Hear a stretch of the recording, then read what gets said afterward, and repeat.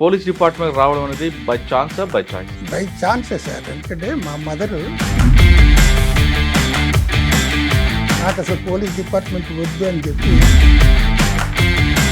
సంక్షిప్తంలో first పోస్టింగ్లో మీకు వచ్చిన first challenge, ఒక కానిస్టేబుల్ని ఒక కాపు కమ్యూనిటీ వాడు ప్రజల్లో ఏదన్నా అరికట్టాలి అని అంటే కొంత మనం థింకింగ్ పవర్తో ఆలోచిస్తే వాళ్ళు పరువుకి పాకులాడతారు కానీ దీనికి పాకులాడతారు కానీ వాళ్ళ హక్కుల్ని కాలు రాస్తున్నప్పుడు గొడవలు జరగలేదు. ఏముంది, పేకాటాడే హక్కు అయితే చట్టపరం చేయమండి. టీడీపీ యూత్ ప్రెసిడెంట్ ఒకసారి దొరికారు. ఈ సంగతి మా ఎస్పీ గారికి కూడా చెప్పారు. ఇప్పుడు మీరు ఎందుకు డిమాండ్ చేస్తున్నారు? మిమ్మల్ని పేకాట ఆడకుండా చేయటానికి నేను ఇచ్చేసాను. కానీ సార్ గౌతమ్ కుమార్ గారు పనిచేశారు కదా, ఆయనలో మీరు నేర్చుకుంది is a sincere officer. Ranga హత్య కేసు అప్పుడు నేను చలపల్లి ఎస్ఐగా ఉన్నప్పుడు మారణకాండ చాలా జరిగింది. 16 ఆర్టీసీ బస్సులు, 2 లారీలు, 2 జీపుల్లో ఎక్కి నేర్లీ ఒక 5,000 పీపుల్ విత్ డెడ్లీ వెపన్స్. మీ నాయకుడిని చంపినోని చంపుతానంటే వదిలేస్తారు, కానీ నాయకుడు చంపినోని కాకుండా ఆ కమ్యూనిటీ వాళ్ళని చంపుతానంటే నేను వదలను. నేను ఫైర్ ఓపెన్ చేస్తాను, మీరు మమ్మల్ని చంపుతారు, రెడీ, దేనికైనా సిద్ధమే. వాళ్ళ వల్ల కాక రంగా హత్యకు ముందు ఏం జరిగింది, రంగాన్ని ఎందుకు టార్గెట్ చేశారు అది ఇది అనేది ఆయనకి చెప్పిన ఆయన అనుకున్న రోడ్డు మీద కూర్చున్నారు. పోలీస్ ఫోర్స్ తీసేశారు, చంపేశారు, అదంతా జరిగింది. పబ్లిక్కి పోలీసు మధ్యన గ్యాప్ తగ్గారంటే ఏం చేయాలి? పోలీస్ డిపార్ట్మెంట్లో వచ్చిన పబ్లిక్ని గౌరవించడం అనేది చాలా తక్కువ. ఇప్పుడు పోలీసులు ఎవరికి పనిచేస్తున్నారు? కామన్ మ్యాన్ పనిచేస్తున్నారా? మా మీద ప్రెషర్ తీసుకొచ్చి వాళ్ళు న్యాయం చేయమంటే ఎట్లా చేస్తారు? మార్పు తీసుకురావాలని అందరూ అనుకుంటారు, కానీ ఎక్కడేసిన మొంగలు అక్కడే ఉంటారు.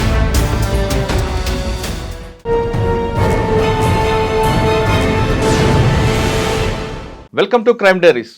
ఈ వారం మన గెస్ట్ 1974 బ్యాచ్ పోలీస్ ఆఫీసర్, పేరు మదన్ మోహన్ గారు, retired DSP CID. Madan Mohan గారు డిపార్ట్మెంట్లో ఉన్నప్పుడు చట్ట ప్రకారం వెళ్ళాలని భావించే వ్యక్తి. అందుకు పై ఆఫీసర్లు చెప్పినా వినకుండా చాలా విషయాలు వెళ్ళారు. అంటే ప్రజలకి దగ్గరగా ఉండాలి, ప్రజలకు అనుగుణంగా పనిచేయాలని మార్క్ వేసుకున్న వ్యక్తి. ఆ విషయంలో సీనియర్ ఆఫీసర్లతో చాలా విషయాలు విభేదాలు వచ్చాయి. ముఖ్యంగా వ్యాస్ గారితో పాటు త్రిపాఠి ఇటువంటి వ్యక్తులతో ఆయన విభేదించడమే కాకుండా ఆయన 3 సార్లు హంగర్ స్ట్రైక్ కూడా చేసి అప్పట్లో పోలీస్ డిపార్ట్మెంట్లో రికార్డులు ఇచ్చిపోయారు.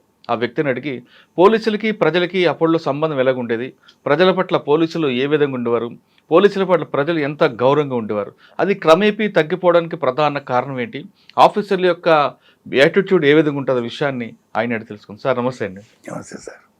మదన్ మోహన్ గారు, రిటైర్డ్ డిఎస్పీ, 1974 బ్యాచ్. సార్ సాధారణంగా పోలీస్ డిపార్ట్మెంట్లో వచ్చిన తర్వాత ఆఫీసర్ ఏం చెప్తే ఒబే చేయాల్సిందే, అందులో డౌటే లేదు.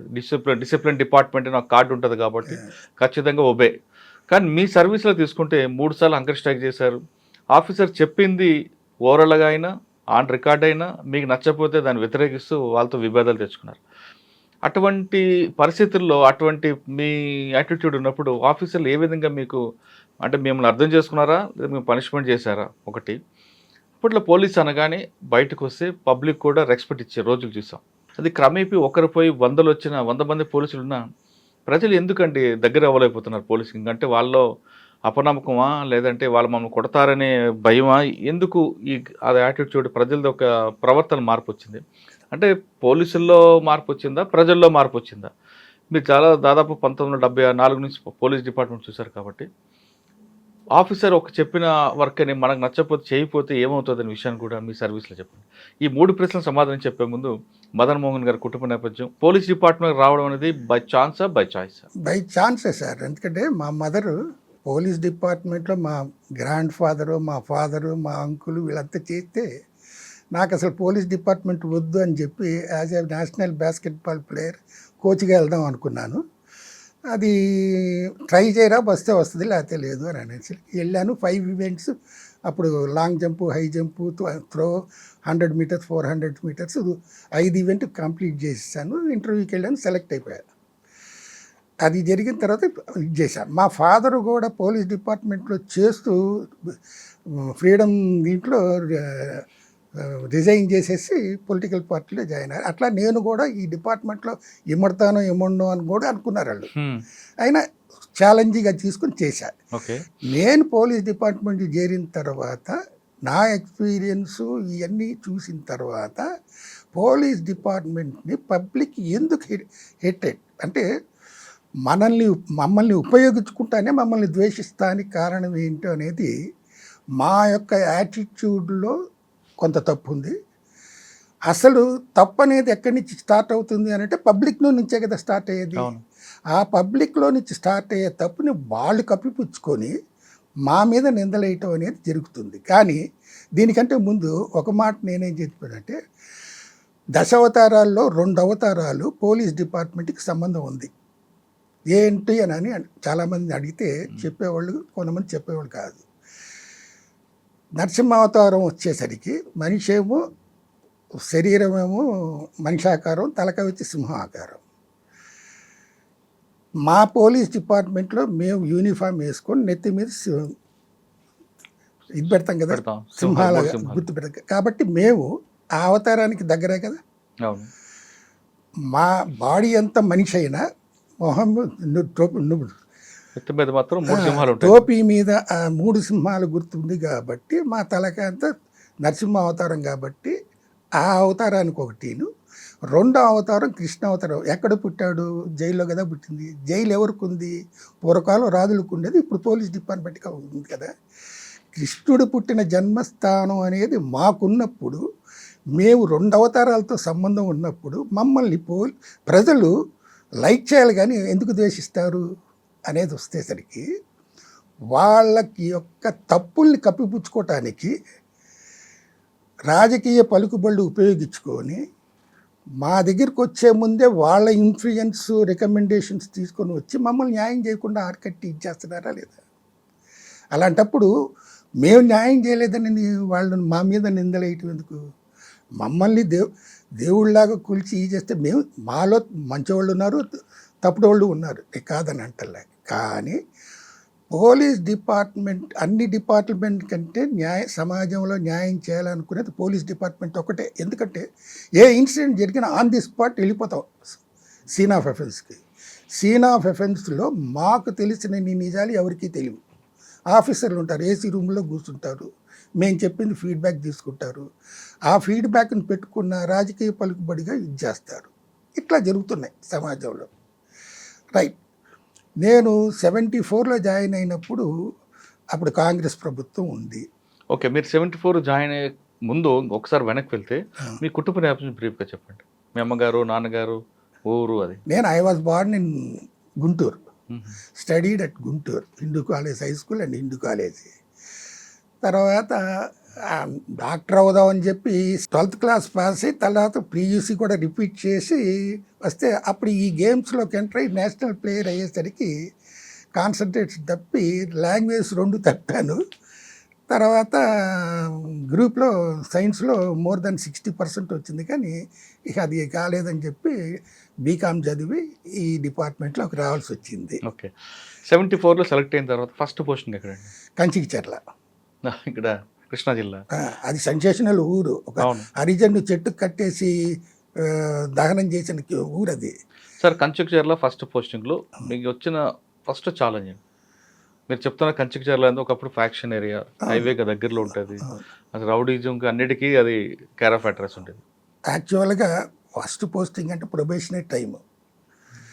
ప్రొబేషనరీ టైంలో మేము చాలా స్ట్రిక్ట్గా పనిచేయాలి, హానెస్ట్గా పనిచేయాలి. ఈ ఆస్పెక్ట్లో చేసినప్పుడు మాకు కొన్ని ఇన్సిడెంట్స్ ఫేస్ అవుతూ ఉంటాయి కదా. అలాంటి దీంట్లో ఒక కానిస్టేబుల్ని ఒక కాపు కమ్యూనిటీ వాడు అసాల్ట్ చేస్తే తీసుకొచ్చి లోపలేసి ఇది చేసాం. ఆడిని నేను వదిలిపెడతానేమోనని వాళ్ళందరూ చూస్తే ఆడు కాపు అని తెలీదు నాకు, క్యాస్ట్ పరంగా నాకు అప్పుడు తెలీదు. నేను సచేమ నేను అప్పుడు తీసుకున్న నా డెసిషన్ ఏంటంటే ఒక కానిస్టేబుల్ మీద ఎదురు తిరిగి మాట్లాడి వాడిని అసాల్ట్ చేసినప్పుడు అతన్ని నేను ఎట్లా వదిలిపెడతాను? అవును. వదిలిపెడతాను కదా. అట్లా జరిగినప్పుడు దానికంటే ముందు ఈ ప్యాకాట్లు చేసినప్పుడు నేను పట్టుకొని వచ్చి ఎక్కడైతే పట్టుకున్నానో అక్కడి నుంచి నడిపించుకుంటా ఏ చేపలైతే చేపలు, కుర్చీలు అయితే కుర్చీలు వాళ్ళ నెత్తి మీద పెట్టి మోయించుకు తీసుకొచ్చాడు. ఎందుకు? దాన్ని అరికట్టాలి. ప్రజల్లో ఏదన్నా అరికట్టాలి అని అంటే కొంత మనం థింకింగ్ పవర్తో ఆలోచిస్తే వాళ్ళు పరువుకి పాకులాడతారు కానీ దీనికి పాకులాడరుగా. నడిపించి అయ్యో పరువు పోద్ది అని చెప్పి ఆడటం మానేస్తారు కదా. ఆ ఉద్దేశం చేశాను కానీ వాళ్ళని అగౌరవపరచాలని కానీ ఇది కానీ కాదు. Only to eradicate certain social evils. అట్లా చేసినప్పుడు వాళ్ళు ఫీల్ అయ్యారు. దీని మీద I being a Kapu community నాకు ఎక్కడ దొరుకుతారు సమాజంలో, ఈడి కులం ఏంటి, ఈడి మతం ఏంటి, ఈడి హ్యాబిట్స్ ఏంటి, ఇవన్నీ చూస్తారు కదా. ఈడు మన గ్రిప్లోకి ఎట్లా వస్తాడు అనేది కూడా పబ్లిక్ అబ్జర్వ్ చేసి బెనిఫిట్ పొందడానికి ట్రై చేస్తారు. అప్పుడు చేయసరికి అమ్మో ఈయన జోలికి మనం వెళ్ళకూడదురా, ఈయన వదిలిపెట్టలేదు, ఈయన ఫామ్ ఆఫీసరు అని అనుకున్నారు. రాలే. అట్లా పీస్ఫుల్గా కంచికచర్ల 1 year ప్రొబేషన్ కంప్లీట్ చేసుకున్న తర్వాత నాకు విజయవాడ ట్రాన్స్ఫర్ చేశారు. సార్ కంచికచర్లలో మీరు చెప్తున్నట్లు అంత ఈజీ ఏం కాదు. అక్కడ రౌడిజం, పొలిటీషియన్ అన్నీ విపరీతంగా ఉండేదండి. మా చిన్నతనాల్లో ఆ పేరు కంచికచర్ల అనగానే భయపడేవారు ఆఫీసర్లు కూడా. మీరు 1 year పనిచేశారంటే స్మూత్గానే వెళ్ళిందా? ఏం బాగా ఇబ్బందులు? స్మూత్గానే అది ఏం కాలేదు. ఎక్కువ ప్యాకాట్లు, సెటిల్మెంట్లు అన్నీ జరుగుతుంటాయి కదా. అవును అవన్నీ జరిగింది. దాన్ని సపరేట్ చేయడానికే అప్పుడు ప్రొబేషన్. మీకు ఆఫీసర్ ఇచ్చిన వర్క్ ఫుల్ఫిల్ చేశారు అక్కడ? చేశాను. ప్రొబేషన్ డిక్లేర్ అయింది. నేను I got a list promotion. ఎవరండి ఎస్పీ ఫస్ట్ అప్పుడు? అప్పుడు ఎస్పీ ఈయన మన సూర్యనారాయణ రెడ్డి గారు. అచ్చా, ఓకే. తర్వాత విజయవాడ వచ్చారు? విజయవాడ రూరల్ వచ్చాలండి. అక్కడ 6 months చేసి మ్యారేజ్ చేసుకునేటప్పుడు 2 months సెలవు పెట్టి అటు వెళ్ళేటప్పటికి అక్కడి నుంచి బందర్ ట్రాన్స్ఫర్ అయింది అనమాట. బందర్లో 3 years చేశా. బందర్ ప్రశాంతంగా కనిపిస్తుంది కానీ అక్కడ కూడా పొలిటికల్ ప్రెజర్ ఎక్కువ ఉంటుంది. ఏ పొలిటికల్ ప్రెజర్ ఉన్నా కానీ మనం చేయగలిగే న్యాయం వరకు చేస్తాం కానీ అవుట్ ఆఫ్ ది వే బౌ చేయటం. అక్కడ మీకు గుర్తుండిపోయిన కేసు చెప్పండి. బందర్లో పెద్దగా ఏం లేదు కానీ నా సర్వీస్లో నేను ఫేస్ చేసిన వల్ల చల్లపల్లి సిఐగా ఫేస్ చేసిన అనపర్తి ఇట్లా చాలా ఉన్నాయి సార్. కాకపోతే ఇప్పుడు కంచికచర్లో ఒక పెద్ద థెఫ్ట్ కేసు ఒకటి జరిగింది. విక్టోరియా రాణి కాసులు పేరు 16 కాసుల పేరు ఒక నీటిలో నుంచి దొంగ వాళ్ళు మన స్టూవర్ట్పురం క్రిమినల్స్ లాగానే ఎరుక్లాస్ ఫ్యామిలీస్ ఉంటాయి. ఆ ఎరుక్లా ఫ్యామిలీస్ కండక్ట్ చేసిన తర్వాత వితిన్ 24 hours డిటెక్ట్ చేసి పట్టుకొని అరెస్ట్ చేసి తీసుకొచ్చేసారు యాజ్ ఎ ప్రొబేషనర్గా. లీడ్ ఎలాగ వచ్చింది మీకు? లీడ్ ఎక్కడ వచ్చింది? లీడ్ ఎక్కడ వచ్చిందంటే how the modus ఆపరెండి of the offence, ఇది ఎవరు చేస్తారు, ఇది వీళ్ళ పని కదా అనేది మా డిపార్ట్మెంట్లో మా సబార్డినేట్స్ వీళ్ళు చెప్తారు కదా. దాన్ని బట్టి ఆ ఏరియాకి వెళ్ళి చేస్తే I chased criminals 2-3 kilometers by running and catch hold. After getting to police station, we interrogated, they disclosed and we have recovered. వాళ్ళు ఎక్కడ దాచారు? పొయ్యిలు ఉంటాయి కదా, ఆ పొయ్యిల కింద గొయ్యి తీసి ఆ గొత్తులో దాచారు వాళ్ళ బంగారు. సార్ మీరు చెప్పిన క్రిమినల్స్ అంత ఈజీగా బ్రేక్ అవ్వరు. కానీ మీరు ఏ డిగ్రీ ఉపయోగిస్తారు బ్రేక్ అయ్యారు? థర్డ్ డిగ్రీ బిగించకూడదంటే ఇప్పుడు పోలీసు వాళ్ళు 3rd degree యూజ్ చేస్తారని అందరికీ తెలుసు, తెలియదని కాదు. కానీ అది ఎవరిని చేయాలి ఎవరిని చేయకూడదు అని అంటే ఇన్ఫ్లుయెన్స్ పీపుల్ని ఎవరికి చేయలేరు. ఇన్ఫ్లుయెన్స్ లేని వాళ్ళని చేస్తాం. ఇప్పుడు ఒకే ఇన్ఫ్లుయెన్స్లో పెద్ద వాళ్ళ ఆస్తులు కానీ ఇది కరెన్సీ కానీ ఇగిపోయినప్పుడు చేస్తాం. There are ways and means how to interrogate. అట్లా ఒకటి కొడితే చెప్తాడు, వాడు ఎంత డబ్బులు తిన్నా కానీ చెప్పకుండా వాడికి ఇష్టమైన వాళ్ళని తీసుకొచ్చి కొడతానంటే చెప్పేస్తాడు. అవును. ఇప్పుడు మీరు తీసుకొచ్చిన criminals 3rd degree పెట్టానంటున్నారు. 3rd degree అంటే ఎలా చేస్తారండి? కర్ర తీసుకుంటాం, బెదిరిస్తాం. అది ఫస్ట్ డిగ్రీ అది. ఫస్ట్ డిగ్రీ అనేది ఆడు చెప్పలేదు అనుకోండి, చేతుల మీద కొడతాం. ఇలా చిన్నప్పుడు మేము చదువుకునేటప్పుడు టీచర్ మమ్మల్ని చేతుల మీద ఎట్లా కొడతారో అట్లా కొడతాం.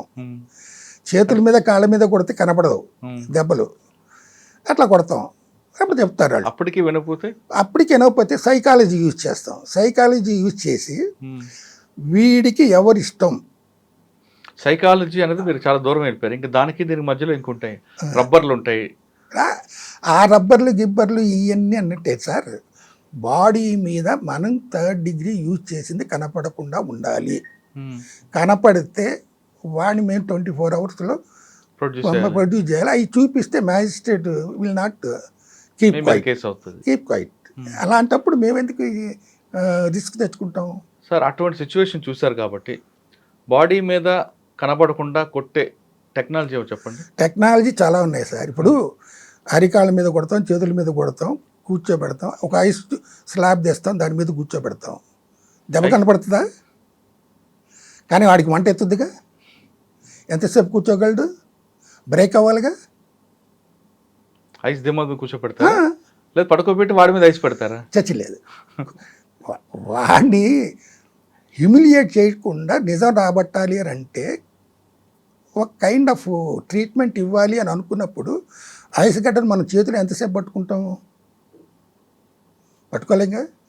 దాంతో మనకి ఇది వస్తుంది కదా. అప్పుడు దాన్ని మనం తప్పించుకోవటానికి నిజం చెప్పాలిగా. అట్లా చెప్తారు. దాన్ని కూడా కంట్రోల్ అయ్యాడు అనుకోండి. కొంతమంది ఉంటారు హ్యాబిచువల్ అఫెండర్స్. స్టూవర్ట్పురం క్రిమినల్స్ అయితే నువ్వు కొట్టుకో, ఏమన్నా చేసుకో, ఇది కాదు. వాళ్ళు ఉంటాం, ఇవి చేస్తాం, వాడి కోసం వస్తారు, భోజనాలు తీసుకొస్తారు, మేము ఎల్లకాలం పెట్టలేము, ఇదిగా చేస్తాం. వాడి వైఫో వాడి బొండో ఎవరు వీళ్ళు ఉంటాయి అనేది మేము కనబడతారు. కొత్త వాడికి తిండి అవసరమైతే తాగుపోయించి ఈ చేసి నిదాన్ని రాబట్టడానికి వాడికి కూడా మేము హాస్పిటాలిటీ ఇవ్వాలిగా. ఆ హాస్పిటాలిటీ ఇచ్చేటప్పుడు బ్రేక్ అవుతాడుగా. అప్పుడు వాళ్ళని తీసుకొచ్చి కూర్చోబెట్టేది. ఒక మర్డర్ కేసులో కూడా నేను ఇట్లానే వాడు చంపాడని అందరికీ చెప్తున్నారు, చూశారు, అయింది. కానీ వాడు యూజ్ చేసిన వెపన్ ఎక్కడ పడేస్తాడో చెప్పడు. వాడితో చెప్పటానికి నా సాయశక్తిలో ట్రై చేసి చివరికి వాళ్ళ అమ్మాయిని తీసుకొచ్చి వీళ్ళని కొడతానరా నువ్వు నిజం చెప్పకపోతే అని చెప్పి అప్పుడు బ్రేక్ అయ్యాడు. వెళ్ళి ఎతికితే వెపన్ దొరికింది. కాలువలో పడేశాడు ఆ వెపన్ని. అక్కడ ఎతికిస్తే దొరికింది. అట్లా సైకాలజీ ఆఫ్ ది క్రిమినల్స్ చాలా డిఫరెంట్గా ఉంటుంది. వాళ్ళ యాటిట్యూడ్ కూడా మనల్ని ఈడేం చేయగలలే అని అనుకుంటారు, కానీ మనం ఏం చేయాలి, ఎట్లా రాబట్టాలి అనేది మనం చూస్తాం. సార్ కొంతమంది క్రిమినల్స్ మీరు ఎంత కొట్టినా పైనుంచి వేలాడి తీసినా వాళ్ళు ట్రాన్స్లోకి వెళ్ళిపోతారండి. ఒక ట్రాన్స్లోకి వెళ్ళి అలాగే వాడు దీక్షలో కూర్చుంటాడు. దీక్షలో ఎన్ని రోజులు కూర్చుంటాను, మేము ఎన్ని రోజులు పెట్టుకోవాలండి? అదే అడుగుతున్నాను నేను.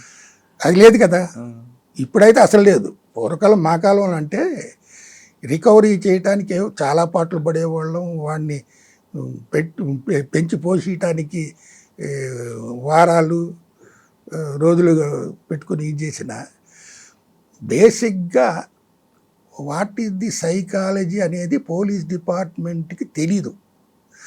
ఊరికనే ట్రైనింగ్ ఇస్తారు, పంపిస్తారు, కానీ సైకాలజీ సబ్జెక్ట్ అసలు లేదు. అంటే క్రిమినల్ సైకాలజీ లేదంటారా? సైకాలజీ లేదంటారా? Psychology of the public. Criminal తర్వాత it will gain by experience. Public psychology కూడా మనకి తెలియదు అని అంటే after getting in to the police department I learn more psychology from the public. మీకు ఒక ఎగ్జాంపుల్ చెప్తాను సార్. ఇది హస్తం, దీనికి 5 ఏళ్ళు ఉన్నాయి. P⁵ అంటే P ప్రజలు, P పొలిటీషియన్స్ ప్రజాప్రతినిధులు, P పోలీస్, ప్రెస్, P పత్రికా, P ప్రాస్టిట్యూట్. సమాజంలో ఇవన్నీ ఉన్నాయి కదా. దీన్ని ఎవరిని ఏ విధంగా ఉపయోగించుకొని నిందలేస్తారు? ఎవరికి ఏది అనుభవాలు ఉంటే దాంట్లో చేస్తుంటాడు. బేసిక్గా పోలీస్తో ఈ పోలీస్ డిపార్ట్మెంట్ కానీ, ప్రెస్ కానీ, పొలిటీషియన్స్ కానీ, ప్రాసిక్యూటర్స్ కానీ ఉన్నారు అని అనుకున్నప్పుడు ఎవరు ఎక్కువ యూజ్ చేసుకుంటారు వీళ్ళందరినీ? పొలిటీషియన్ వాడుకుంటాడు. పొలిటీషియన్ కాదు, ప్రజలు. ఎందుకు పొలిటీషియన్ అంటే పొలిటీషియన్ అనేవాడు కూడా ప్రజలను ఎన్నుకుంటేనేగా వచ్చేది.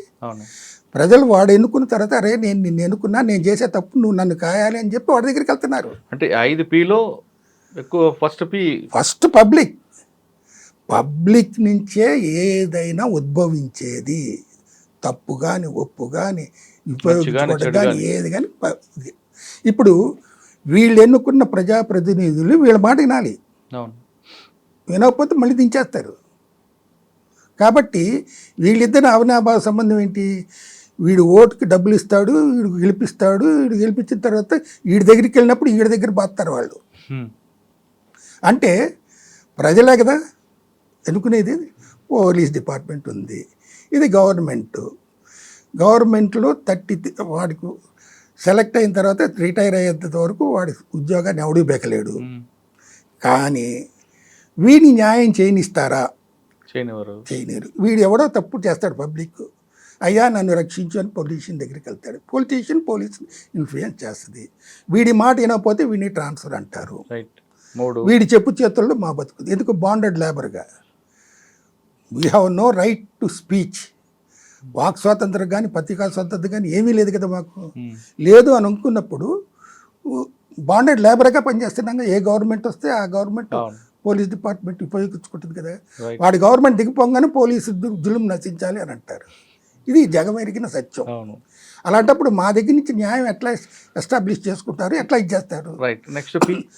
పత్రికా విలేకరులు ప్రెస్ ఉంది. వీళ్ళు కూడా యాక్చువల్ ట్రూత్ని బయటికి చెప్పేంత దమ్ము ఇది లేదు. వాళ్ళ కమ్యూనిటీకో వాళ్ళ పార్టీకో ఎవరికో వీటికో చేయాలి అనే స్థితికి వచ్చేసారు. కానీ పూర్వకాలం ప్రెస్ పీపుల్ రిపోర్టర్స్ సేకరించి నిజాన్ని పెట్టి ఇది చేసేవాళ్ళు. ఇప్పుడంతా మీడియాలు ఇవన్నీ సమాజంలో కులం పరంగా, మతం పరంగా, పార్టీ పరంగా ఇవన్నీ వచ్చినాయి. కాబట్టి వీటిని కూడా ప్రజలే కదా ఉపయోగించుకునేది. మీకు ఇంకో సంగతి చెప్తా. ఏదైనా ఇన్సిడెంట్ జరిగినప్పుడు మాకంటే ముందు ప్రెస్కే తెలుస్తుంది. ప్రెస్ ముందుకు వస్తుంది, సీన్ దగ్గరికి వెళ్ళి స్టేన్ డిస్టర్బ్ చేస్తారు. నన్ను చాలామంది పత్రికా విలేకరులు అడిగేటప్పుడు మాకంటే మీకు ఇన్ఫర్మేషన్ వచ్చి మీరు సీన్ దగ్గరికి వెళ్ళిపోయి సీన్ డిస్టర్బ్ చేస్తున్నారు కదయ్యా, మాకు తెలిసి మేము వచ్చేసరికి అంతా డిస్టర్బ్ అయిపోతుంది, మమ్మల్ని డిటెక్ట్ చేయమంటే ఎట్లా డిటెక్ట్ చేస్తాం? ఓకే, 4వ పీ కూడా పబ్లిక్కే వాడుకుంటుంది. ఇక ప్రాస్టిట్యూట్స్. ఒక చక్కటి అందమైన అమ్మాయి రవిస్త్రాలయ్యి అందంగా కనపడితే ఆ అమ్మాయిని ఎంతమంది అట్రాక్ట్ చేసి ఆ అమ్మాయిని తన పరిధిలోకి తెచ్చుకొని ప్రేమించానని మాయమాటలు చెప్పి ఆ అమ్మాయిని ఇచ్చేసిన తర్వాత ఆ అమ్మాయి మోసపోయి ఎటు బతకలేక కొంతమంది ప్రాస్టిట్యూట్స్ చేస్తారు. వాళ్ళని ఈ ప్రాస్టిట్యూట్స్ సమాజాన్ని చెడగొడుతుంది అని అంటారు కదా. కానీ ఇళ్లలో చక్కటి భార్యలు నీళ్లు ఉన్నా కానీ ఈ ప్రాస్టిట్యూట్ దగ్గరికి వాళ్ళు ఎందుకు వస్తారు చెప్పండి? ఏదో అంటే వెరైటీ. అదే నేను అనకూడదు, వెరైటీ అనకూడదని కాదు సార్. సొసైటీలో సమాజంలో చక్కటి భార్యలు వీళ్ళు అందరూ ఉన్నా కానీ ప్రాస్టిట్యూట్ దగ్గరికి వెళ్తున్నారు అంటే వాడికి ఏంటి తక్కువ అక్కడ? అదే మీరు అన్నారు కదా వెరైటీ కోసం. వెరైటీ అనేది వీడి దౌర్భాగ్యం. ఇదే థింకింగ్ వాళ్ళు కూడా అనుకుంటే సమాజం ఏమవుతుంది? ఇప్పుడు పబ్బుల్లాగా జరుగుద్ది. అవతల మహిళలు కూడా అదే విధంగా అనుకుంటే మగవాడి తల ఎక్కడ పెట్టుకోవాలి అంతే. మరి అట్లా జరుగుతుంది. ఇది మీకు అంటే మీరు ఇదిగా వస్తున్నారు. నేను చల్లపల్లి ఎస్ఐగా జాయిన్ అయినప్పుడు ఆ పోలీస్ స్టేషన్లో ఏఎస్ఐ 6 నెలల కంటే ఎక్కువ కాలం పనిచేసేవాడు కాదు. గౌతమ్ కుమార్ గారు ఎస్పీ గారు వచ్చినప్పుడు నన్ను పిలిచి మదన్మోహన్ నిన్ను చల్లపల్లి వేస్తాను. నాకు అక్కడ 3 వయసెస్ ఉన్నాయి. పోలీస్ బ్రోకరేజీ, పేకాట, ప్రాస్టిట్యూట్స్. ఈ 3టిని నువ్వు అరికట్టాలి అని అంటే సార్ నేను చేస్తా, ఛాలెంజ్గా తీసుకుని చేస్తా. కానీ నన్ను నా ఫ్యామిలీని బందర్ నుంచి షిఫ్ట్ చేసి చల్లపల్లిలో పెట్టుకోమంటే నేను పెట్టుకోను. దానికి మీరు అంగీకరిస్తే నేను దీనికి అంగీకరిస్తా, నేను చేస్తా, I will prove my self అని అన్న ఛాలెంజ్గా చేశాను. ఈ 3టిని ఎట్లా అరికట్టాలి ఆలోచించా. పేకాట స్టేషన్ మీద ఆల్ పొలిటికల్ పార్టీస్ ఎస్ఐ నా చేతిలో ఉన్నాడు, నేనేం చెప్తే అది చేస్తాడు మీరు అనగానే వీళ్ళు వెళ్తారు ముందు. ఎవడు పోలీస్ స్టేషన్కి రావాలన్నా పోలీస్ స్టేషన్ దగ్గరికి వెళ్ళి వాడు మా దగ్గరికి వస్తారు. వాడి దగ్గర వాళ్ళు ఎంత దొబ్బుతారో మాకు తెలియదు, వీళ్ళు మా దగ్గరకు వచ్చి మాకెంత ఇస్తారో మాకు తెలియదు. అట్లా చేసి బ్రోకరేజ్ బ్రతికేదంతా పబ్లిక్ మీద పొలిటీషియన్స్ పోలీస్ బ్రోకరేజ్ ఇస్తాము అని చెప్పి వాళ్ళ దగ్గర తీసుకుని అట్లా ఇది ఓకే, ఒక బ్రోకరేజ్, ఒక ప్యాకాట, ఇంకోటి వేషల్ ప్రాస్టిట్యూట్, ఈ మూడింటిని అరికట్టుకున్నారు. ఎట్లా చేశా, పొలిటీషియన్స్ అనేది రికమెండేషన్ లేని ఏ పని జరగదు అన్నట్టుగా వాళ్ళు వస్తారు కాబట్టి చెప్తాను. నేను అన్నాను అందరికీ, ఆల్ పొలిటీషియన్కి నేను ఒక్కసారే వింటా మీ మాట, రెండోసారి నేను విన్నాం. మీరు ఎప్పుడు వచ్చినా కానీ ఎన్నిసార్లు నా దగ్గరకు చూజ్ చేసుకున్నా కానీ ఒకసారి వింటా, రెండోసారి విన్నాం. నేను తప్పు చేస్తే మీరు పట్టుకోండి, ఆ ఒక్కసారి అయిపోయిన తర్వాత మాత్రం నా దగ్గర రావాలి అని అన్నాను. ఇది చేశాను. దాని ప్రకారంగా వెళ్ళినవాడు ఒకసారి వెళ్తాడు కానీ రెండోసారి వెళ్తే నా దగ్గర రాలేడుగా. ఆడికి ఏమి ఇవ్వలేడు, నాదికి ఏమి ఇవ్వలేడు, ఇవి జరుగుతాయి కదా. అట్లా బ్రోకరేజ్ అనేది పొలిటీషియన్స్ని బంద్ చేశా ఒకటి. అదైన తర్వాత ప్యాకాటని ఎట్లా అరికెట్టాలి, మనం పట్టుకుంటా తీసుకొస్తాం, కేసు పెడతాం, మాందు. నేను ప్రెస్ నోట్ కూడా ఇచ్చి, ప్యాకాట ఫస్ట్ టైం ఎక్కడైనా పట్టుకుంటే అక్కడే వాళ్ళని సోదా చేసి వాళ్ళ దగ్గర ఎంత డబ్బులు అయితే ఉన్నాయో వాళ్ళతో ఇచ్చేసి వాళ్ళ సంతకాలు తీసుకొని వాళ్ళకి అక్కడే బెయిల్ ఇచ్చేసేసి పోలీస్ స్టేషన్కి వచ్చిన తర్వాత మరుసటి రోజు కేసు పెడతాను. వాళ్ళు ఒప్పుకుంటారు, అది ఒప్పుకోకపోతే కట్టేసేసి పోతారు. అదే గ్రామంలో మళ్ళీ రెండోసారి పట్టుకుంటే నేను ఈ పని చేయను. నేను చేసే పని ఏంట్రా అని అంటే, మీరు చేపల మీద ఆడితే చేపల జుట్టి నెత్తి మీద పెట్టించుకొని అక్కడి నుంచి బట్టలు తీసి గోచి పెట్టి నడిపించి తీసుకొస్తాను అనేది ప్రెస్ స్టేట్మెంట్ ఇచ్చాను. ఓపెన్ స్టేట్మెంట్ ఇచ్చారా? ఇచ్చాను. దాన్ని అరికట్టాలిగా. అంత సోషల్ మానియా ఉన్న ఆ పోలీస్ స్టేషన్ లిమిట్స్లో దాన్ని అరికట్టాలి అని అంటే దేని మీద కొట్టాలి మన దెబ్బ? వాళ్ళ పరువు మీద కొట్టాలి దెబ్బ. కానీ వాళ్ళ హక్కుల్ని కాలు రాస్తున్నప్పుడు గొడవలు జరగలేదు. హక్కు ఏముంది? పేకాటాడే హక్కు అయితే చట్టపరం చేయమనండి. ఈ మాట కూడా నేను చెప్తాను. అలాంటప్పుడు చేసినప్పుడు అట్లా చేశాను. చేసినప్పుడు నాకు టీడీపీ యూత్ ప్రెసిడెంట్ ఒకసారి దొరికాడు. ఫస్ట్ సారి దొరికినప్పుడు బెయిల్ ఇచ్చాను, ఇది చేశాను. మళ్ళీ రెండోసారి దొరికినప్పుడు నేను అన్న పనిగా చేసుకొని తీసుకొచ్చి పోలీస్ స్టేషన్లో వేసాను. ఈ సంగతి మా ఎస్పీ గారికి కూడా చెప్పిన తర్వాత ఆల్ టీడీపీ యూత్ 500-600 మంది నా పోలీస్ స్టేషన్ సాయంత్రం 7-7:30కి పట్టుకున్నాం. తెల్లవారుజాము 3-4:30 గంటల దాకా వాళ్ళు, సార్ మీరు అన్న మాట ప్రకారంగా చేశారు, మీరు ఇది చేశారు, మీరు 52 ముక్కలు ఎందుకు పెడతారు, 104 ముక్కలు పెట్టచ్చు, 105 ముక్కలు పెట్టచ్చు కదా అని అంటే, మరి ఫస్ట్ సారి పట్టుకున్నప్పుడు నేను 52 ముక్కలు పెట్టుకున్నప్పుడు ఇప్పుడు మీరు ఎందుకు డిమాండ్ చేస్తున్నారు? మిమ్మల్ని ప్యాకాట ఆడకుండా చేయటానికి నేను ఇచ్చేసాను. కానీ మీకు ఎవరు భయం ఉంది? తల్లిదండ్రుల భయం ఉందా? గురువుల భయం ఉందా? రాజకీయ నాయకుల భయం ఉందా? ఎవరు భయం ఉందని టీడీపీ యూత్ వీళ్ళు అని అనుకున్నప్పుడు, మీరు ప్యాకాట ఆడుకోవాలి అని అనుకున్నప్పుడు చట్టపరం చేసుకోండి. కాంగ్రెస్ వాళ్ళకి దమ్ముంది కాబట్టి సారాని గాంధీ మహాత్ముడు అరికట్టమన్నప్పుడే అరికట్టలేక సారా మీద ప్రభుత్వానికి ఇన్కమ్ తెచ్చుకుంది. రూపాయి ప్యాకెట్ సారా ప్యాకెట్, దాన్ని ₹2 ఇట్లా జరుపుకుంటూ వచ్చేది కదా. ఇప్పుడు ఆ సారాని ₹2 బియ్యానికి కూడా సారాని ₹10, ₹15 చేశారు ఒక పొలిటికల్ పార్టీ. ఎందుకు? గవర్నమెంట్ దగ్గర డబ్బులు కావాలి. ఈ సారానే ఇంత ఇదిగా చేసినప్పుడు గ్రామానికి లేకపోతే క్లబ్బుల్లాగా ప్యాకెట్లు కూడా పెట్టండి, దాని మీద ఇన్కమ్ వస్తుంది. అది కూడా ప్రభుత్వానికి ఇది వస్తుంది. కాబట్టి నేను ఫిజికల్గా ఓపెన్గా నేను చెప్పాను సార్, పబ్లిక్ తోటి, ఎవరు యూత్ తోటి. సారాన్ని చట్టపరం చేసింది కాంగ్రెస్ ప్రభుత్వం. మీ టీడీపీ ప్రభుత్వం ఏమన్నా అయితే ప్యాకెట్ని చట్టపరం చేయండి, ప్రాస్టిట్యూషన్ కూడా చట్టపరం చేయండి. బాంబే ఏరియాలో లాగా రెడ్ అలర్ట్ ఏరియా పెట్టి ఇది చేయండి. వీటి మీద ఇన్కమ్ వస్తుంది కదా. అంటే ఏమన్నారు వాళ్ళు?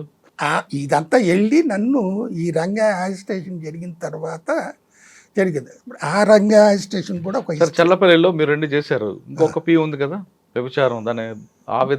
దాన్ని ఏం చేశారంటే, పట్టుకుంటాం, కేసు పెడతాం, వాళ్ళు అక్కడే ఉంటారు, పూరి గుడిసెలు వేసుకుని ఉంటారు, వాళ్ళు పోరు. వీళ్ళు పోనంతకాలం వ్యభిచారం జరుగుతుంది, వీళ్ళని పంపించాలి. మన బతిమిలాడితే పోరు, కొడితే పోతారు. పట్టుకున్నప్పుడు ఇద్దరిని కొట్టేవాళ్ళం. ఎందుకు? వాళ్ళు గతి లేక కడుపు కోసం వాళ్ళు చేస్తున్నప్పుడు మీరెందుకు వీళ్ళ దగ్గరకు వచ్చి ఇది చేశారని మగవాళ్ళని ఎవరినైతే పట్టుకునేవాళ్ళం వాళ్ళనే ఇది చేసి వాళ్ళ ఇంటికి కబురు చేసి వీడికి ఇట్లా దొరికాడు అని చెప్పి ఇచ్చేస్తే పరుగు పోద్ది కదా. అట్లా చేసిన తర్వాత వీళ్ళని ఇక్కడి నుంచి వెకేట్ చేయించాలి. ఎట్లా వెకేట్ చేస్తాం? పోలీస్ జులుము యూజ్ చేయాలిగా. వాళ్ళు అక్కడి నుంచి వెళ్ళిపోతే ప్రాసిక్యూషన్ జరుగుద్దా? జరగదు. అదే చేశా. అంటే అంత ఈజీగా వెళ్ళరు కదా వాళ్ళు. అంత ఈజీగా జరగాలి అని అంటే పోలీస్ భయం ఉంటుంది కదా సార్. ఇప్పుడంటే భయం లేదు. ఒక బ్రిటిష్ టైంలో ఒక కానిస్టేబుల్ చూస్తే ఊరంతా భయపడేది. ఇప్పుడు ఒక ఎస్పీని చూసినా ఒక ఊరు కాదు కదా, ఒక పబ్లిక్ కూడా భయపడ్డు. ఇంకా మాకేంటి? ఆ విధంగా చల్లపల్లిలో ఎస్పీ గారు ఆ 3 అరికట్టాము. ఏమన్నారు ఎస్పీ గౌతమ్ కుమార్? రివార్డు ఇచ్చారు. సార్ గౌతమ్ కుమార్ గారు పనిచేశారు కదా, ఆయనలో మీరు నేర్చుకుంది ఏంటి? Is a sincere officer, honest officer, work తెలిసిన ఆఫీసరు. అలాంటి ఆయన దగ్గర చేయటం కూడా చాలా నేను అనుకోవటం ఫెచ్చింగ్, చాలా గౌరవంగా ఫీల్ అవుతాను నేను. అయితే ఈ రంగా హత్య కేసు అప్పుడు నేను చల్లపల్లి ఎస్ఐగా ఉన్నప్పుడు మారణకాండ చాలా జరిగినాయి. అక్కడ ఈ సారా ఫ్యాక్టరీ ఉంది, దాన్ని తగలబెట్టారు, ఇవి చేశారు. 3 రోజులు ఇవన్నీ అయిపోయినాయి. తర్వాత పోలీసులు వచ్చారు, ఇవి చేశారు. కానీ నా ఏరియాల కంటే దివిసీమ అంటే కృష్ణానదికి అవతల దివిసీమ అంటారు, యువతల కృష్ణానది ఇది అంటారు. దివిసీమ ఏరియా అని అంటే సీమలన్నీ చాలా ఫెరోషియస్గా ఉంటాయి. అక్కడ కాపు కమ్యూనిటీ వాళ్ళు వాళ్ళ నాయకుడిని చంపారు అని చెప్పి 16 ఆర్టీసీ బస్సులు, 2 లారీలు, 2 జీపుల్లో ఎక్కి nearly 5,000 people with deadly weapons Avanigadda RTC bus depot capture చేసి డీజిల్ కొట్టుకొని ఆ వెహికల్స్లో బయలుదేరి వస్తున్నారు అనేది నాకు ఎస్పీ గారు లైట్నింగ్ కాల్స్, అప్పుడు ఈ కాల్స్ ఫోన్ లేవు కదా, చేసి చెప్పి మదన్ మోహన్ నువ్వేం చేస్తావు నాకు తెలీదు, నువ్వు వెళ్ళి నీ ఏరియాకి రానియకుండా చూడు. అక్కడ పోలీసు ఉన్నారు, అక్కడ ఇన్స్పెక్టర్లు ఉన్నారు, వాళ్ళు చేయలేని పని నేను చేస్తాననే నమ్మకం మీద నాతో చెప్పారు. కానీ చేసినప్పుడు నేనేం చేయాలి? నా దగ్గర ఉన్న ఫోర్స్ తోటి నేను గబగబా తీసుకొని నా లిమిట్స్, అప్పుడు ఈ మోపిదేవి గుడి ఉంది చూసారా, సుబ్రహ్మణ్య స్వామి డౌన్ వరకు ఉంది, అక్కడికి వెళ్ళాను. ఇప్పుడు బైపాస్ రోడ్ వేశారు. మోపిదేవి గుంపించి అవనిగడ్డ వెళ్తాం కదా, అవును, ఇట్లా కరువు తిరుగుద్ది కదా, ఆ కరువు డౌన్లో వరకు మా లిమిట్స్. అక్కడికి వెళ్ళి నుంచున్నాను. నేను ఒక ఏఎస్ఐ, 4 కానిస్టేబుల్, వాళ్ళ రైఫిల్, నా రివాల్వరు, నేను ఉన్నాం. నేను వెళ్ళేటప్పుడు ఎంఆర్ఓని కూడా తీసుకొని వెళ్ళా. ఎందుకు? ఏదైనా ఫైర్ ఓపెన్ చేయాల్సి వస్తే వాళ్ళ పర్మిషన్ లేకుండా చేయకూడదు కదా, తీసుకొని వెళ్ళా. నువ్వు వెళ్ళి ఆకు, నేను మీ సిఐని వాళ్ళని పంపిస్తా ఫోర్స్ని అని అన్నారు. వెళ్ళారు, వచ్చారు. నేను వెళ్ళేసి అక్కడ నుంచి ఉండేసరికి రాలే వాళ్ళు. ఇంకా వాళ్ళంతా బస్సులు ఇవన్నీ తీసుకొని పబ్లిక్ని గ్యాదర్ చేసుకురావడానికి ఇదో చేస్తారు. ఈ లోపల మా సిఐ, ఒక హాఫ్ సెక్షన్ ఏఆర్ వచ్చారు. నుంచున్నాం. ఇక్కడ ఏంట్రా అంటే నాకు ఫిక్సింగ్, అక్కడ దివసంలో ఉన్న వాళ్ళు కాపు, నేను కాపు, నేను చెప్తే వాళ్ళు వింటారు అనేది. దానికంటే ముందు నేను విజయవాడలో వ్యాసగారి మీద హంగర్ స్ట్రైక్ చేసి ఎదిరించి మగవాడుగా వచ్చాను అని చెప్పే నేమ్ వాళ్ళ మనసులో ఉంది. కాబట్టి వాళ్ళు వచ్చినప్పుడు వచ్చారు. వాళ్ళు అంత దూరంలో వెహికల్స్ ఆపుకొని, సార్ మీరెందుకు అడ్డం నుంచుంటారు, అవనిగడ్డలో కూడా పోలీసులు వాళ్ళు ఆపలేదు, మీరెందుకు ఆపుతారు అని అన్నారు. సరే అన్నారు కదా, నేను వదిలిపెడతాను. కానీ మీ నాయకుడిని చంపినోడిని చంపుతానంటే వదిలేస్తా, కానీ నాయకుడు చంపినోడిని కాకుండా ఆ కమ్యూనిటీ వాళ్ళని చంపుతానంటే నేను వదలను. నేను ఫైర్ ఓపెన్ చేస్తా, మీరు మమ్మల్ని చంపుతారు, రెడీ, దేనికైనా సిద్ధమే, అది ఇది అని చెప్పి మాట్లాడి యూజ్ చేసేసరికి వాళ్ళ వల్ల కాక చల్లపల్లి ఎంపీపీ రత్తయ్యను, అతన్ని కూడా చంపేశారు సార్, మాకు లైట్నింగ్ కాల్ వచ్చింది అని వాళ్ళు ఎట్లయినా సరే వెళ్ళాలని ట్రై చేశారు. సరే అన్నారు కదా, మా పోలీస్ ఫోర్స్ ఉంది కదా, నేను ఇక్కడ గీతకి ఇస్తా, ఆ గీత దాటి మీరు ఇటు రావద్దు, మా వాళ్ళు ఇక్కడే ఉంటారు, మీరు ఉండండి, మీరు ఎవరు వస్తారో నాతో రండి, జీప్లో తీసుకొని వెళ్ళి రత్తయ్య బతుకుంటే ఇక్కడ తీసుకొస్తా, లేకపోతే వదిలేస్తా మిమ్మల్ని అని అన్నా. నాకంటే హయ్యర్ ర్యాంక్ సిఐ కానీ ఎంఆర్ఓ కానీ వీళ్ళు కానీ ఎవరు మాట్లాడటానికి లేదు, వాళ్ళ కమ్యూనిటీ వేరు. వాళ్ళని ఆపగలిగేది నేను ఒక్కడినే అనేది ఏంటంటే కమ్యూనిటీ ఒకటి కాబట్టి. ఇట్లా వాళ్ళని తీసుకొని వెళ్ళి తీసుకొచ్చే లోపల ఇక్కడ మారణకాండం ఎట్లా జరిగిందంటే, ఆ మోపిదేవి దీంట్లో కొంతమంది ఎవరు కమ్మాసు గ్యాదర్ అయ్యి వాళ్ళు ఉంటే ఒక ఎంతమంది 50 మంది ఎంతమంది ఉంటారు, మనం వెళ్దాం ఒక 100 మంది. వీళ్ళు వితౌట్ యాంటిసిపేటింగ్ ఎనీ అంటే వాళ్ళు బాగా ఆపే వాళ్ళ ఇది ఎంతవరకు వచ్చారని తెలియకుండా వీళ్ళు గ్యాదర్ అయ్యి వాళ్ళని అటాక్ చేయడానికి వెళ్ళారు. చలపల్లి కాదు, మోపిదేవి. నేను ఎక్కడ మోపిదేవి గుడి అవతల నేను ఆపిన జనాన్ని, మా సిఐ గారిని, ఏఆర్ ఫోర్స్ని అందరినీ అక్కడ పెట్టి, ఎంఆర్ఓని అక్కడ పెట్టేసి వస్తే, నేను రత్తయిని తీసుకొచ్చేసరికి ఆ జనమంతా మోపిదేవి గుడి ముందు అక్కడ ఈ చల్ల చెదురుగా వాళ్ళు అంత ఆక్యుపై చేసి ఉండేసరికి నాకు ఆశ్చర్యం వేసింది. వచ్చాను, చేశాను, ఫైర్ ఓపెన్ చేశాను పైకి. ఇది చూస్తే నా రోడ్డు మీద 4 పడిపోయి ఉన్నారు డెడ్, అది గాయాలతోటి. అప్పుడు చెప్పాను నేను సెట్లో చెప్పి చేసి వీళ్ళందరికీ క్లియర్ చేసి వాళ్ళ వెనక్కి పంపించేసేసి ఈ 4 తీసుకొని వెళ్ళి అవినిగడ్డ హాస్పిటల్లో జాయిన్ చేస్తే ఒకడు చచ్చిపోయాడు, 3 బతికారు. ఆ ఇన్సిడెంటు హిస్టరీ. అది జరిగిన తర్వాత వాళ్ళు నా ఏరియాకి రాకుండా పంపించేశాను కదా. ఇక్కడ జరిగిన మిస్టేక్ ఏంట్రా అంటే, దివిసీమ నుంచి ఎంతమంది వచ్చారో అనేది తెలుసుకోకుండా మోపిదేవిలో ఉన్న యూత్ కానీ ఒక కమ్యూనిటీ కానీ వాళ్ళని అటాక్ చేయాలి, వాళ్ళని తిరిగి వెనక్కి పంపించాలి అనే ఉద్దేశంతో వచ్చి వీళ్ళు నష్టపోయారు. ఇది జరిగింది. అయిపోయిన తర్వాత ఎస్పీ గారు అన్నారు, మదన్ మోహన్ నేను చెప్పేంత వరకు నువ్వు మోపిదేవి వదిలిపెట్టి రాబాక, అక్కడే ఉండు అని అన్నారు. ఇది వెళ్ళిపోయింది. ఈ ఇన్సిడెంట్ జరిగిన తర్వాత మంగళాపురం అని చల్లపల్లి పక్కన అక్కడ ఒక వెటనరీ డాక్టర్ ఉన్నారు, వెంకటేశ్వరరావు గారని. ఆ వెటనరీ డాక్టరు ఈ కోళ్ల ఫారాల మీద అందరికీ చేస్తుంటారు. ఆయన బై కాపు కమ్యూనిటీ. ఇప్పుడు ఇక్కడ నష్టం జరిగింది కమ్మోళ్ళకి కదా, ఆయనకి నష్టం చేయాలని అక్కడ యూత్ ఏం చేసేది, ఆయన ఇంటి మీదకి వెళ్ళి చేశారు. ఓకే, అక్కడ ఆయన లేడు, డాక్టర్ లేడు, వాళ్ళ ఫ్యామిలీ మెంబర్స్ ఉంటే వాళ్ళు జోలికి వెళ్ళకుండా ఇంటి వరకు డ్యామేజ్ చేసేసరికి ఈ సంగతి మళ్ళీ తెలిసింది వాళ్ళకి. ఇది జరిగింది ఒకరోజు. ఈ జరిగిన తర్వాత ఆ డాక్టర్ని ఇంటి మీదకి వెళ్ళటం మరుసటి రోజు, ఆ మరుసటి రోజు మళ్ళీ బయలుదేరి వచ్చారు. మళ్ళీ మోపిదేవికి ఆ 16 ఆర్టీసీ బస్సులు, 2 జీపులు, 2 లారీలు వేసుకుని మళ్ళీ అదే పబ్లిక్ విత్ డెడ్లీ వెపన్స్ మేము వెళ్ళాలి. మా డాక్టర్ని ఇది చేస్తారా, దానికి కాస్త మేము ఇది చేస్తాం. సరే మీరు నరుకు ఇది చేసుకుంటారంటే మేము చేతకాని వాళ్ళమా ఉన్నాం కదా అని చెప్పి ఇది చేస్తే మళ్ళీ యథా ప్రకారంగా మళ్ళీ పోలీసు, అప్పుడు మహారాష్ట్ర పోలీసు కూడా వచ్చింది. ఇవన్నీ వచ్చారు.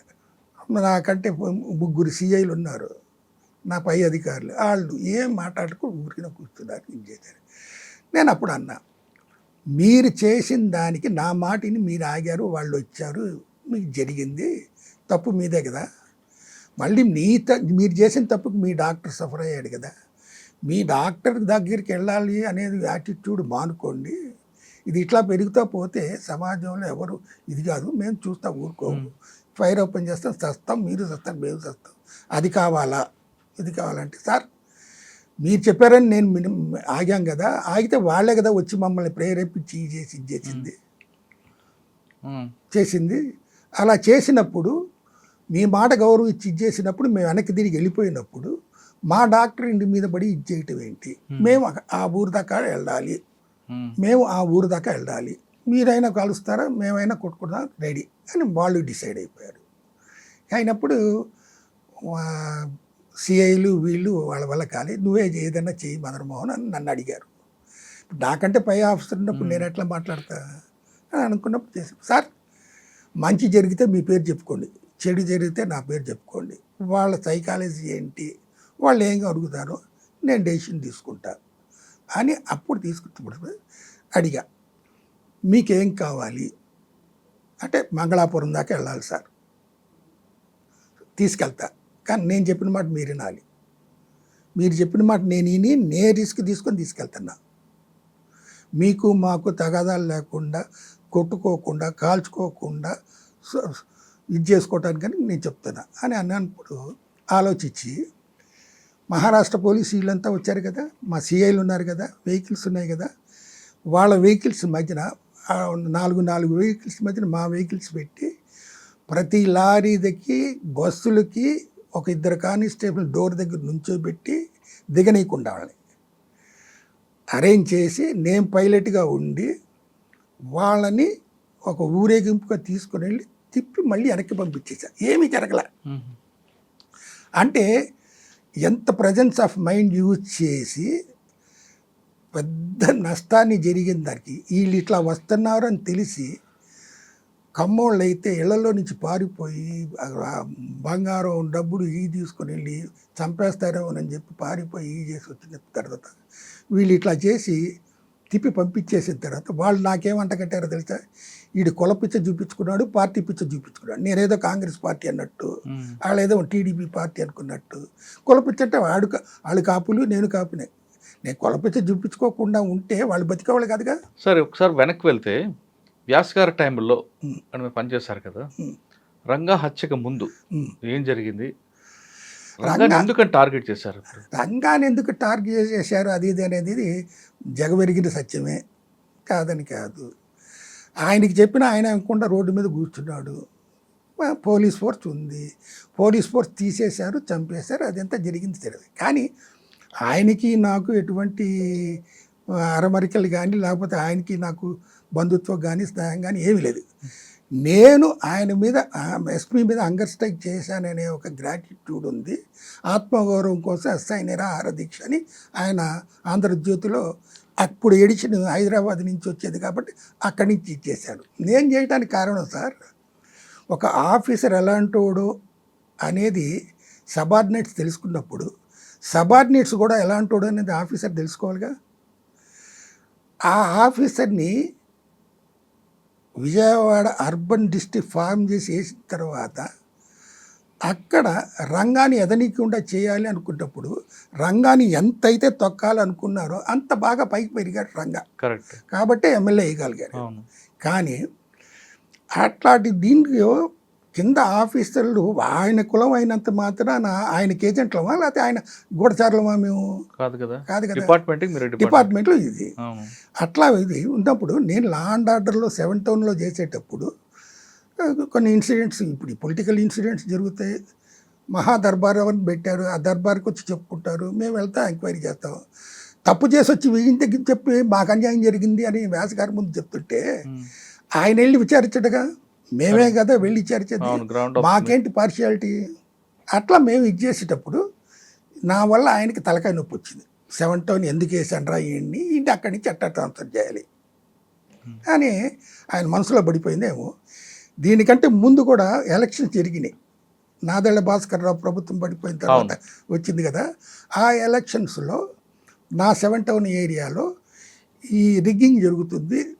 నెహ్రూ తమ్ముళ్ళు ఇద్దరు, బాజీను మురళి బూత్ క్యాప్చర్స్ ఈ చేస్తారు కాబట్టి మేము ఎలక్షన్ బందోబస్తు డ్యూటీలో ఉండి ఈ చెప్పిన తర్వాత బాజీ మీద ఎన్బిడబ్ల్యూ ఉంది. కానీ దాన్ని నేనేమో ఎగ్జిక్యూట్ చేయకుండా రిగ్గింగ్ జరగకుండా చూస్తానికి వస్తే నేను తీసుకుని వెళ్ళి లోపలేస్తాను, నీ మీద ఎన్బిడబ్ల్యూ కూడా ఉంది అని చెప్పి ఇది చేశా. నాకు అప్పుడు మురళి కనపడలే, బాజీ ఒకడే కనపడ్డాడు. చెప్పినా ఆకుండా నేను రౌండ్స్ కొట్టి వెళ్ళేటప్పటికల్లా చేసేవాడు.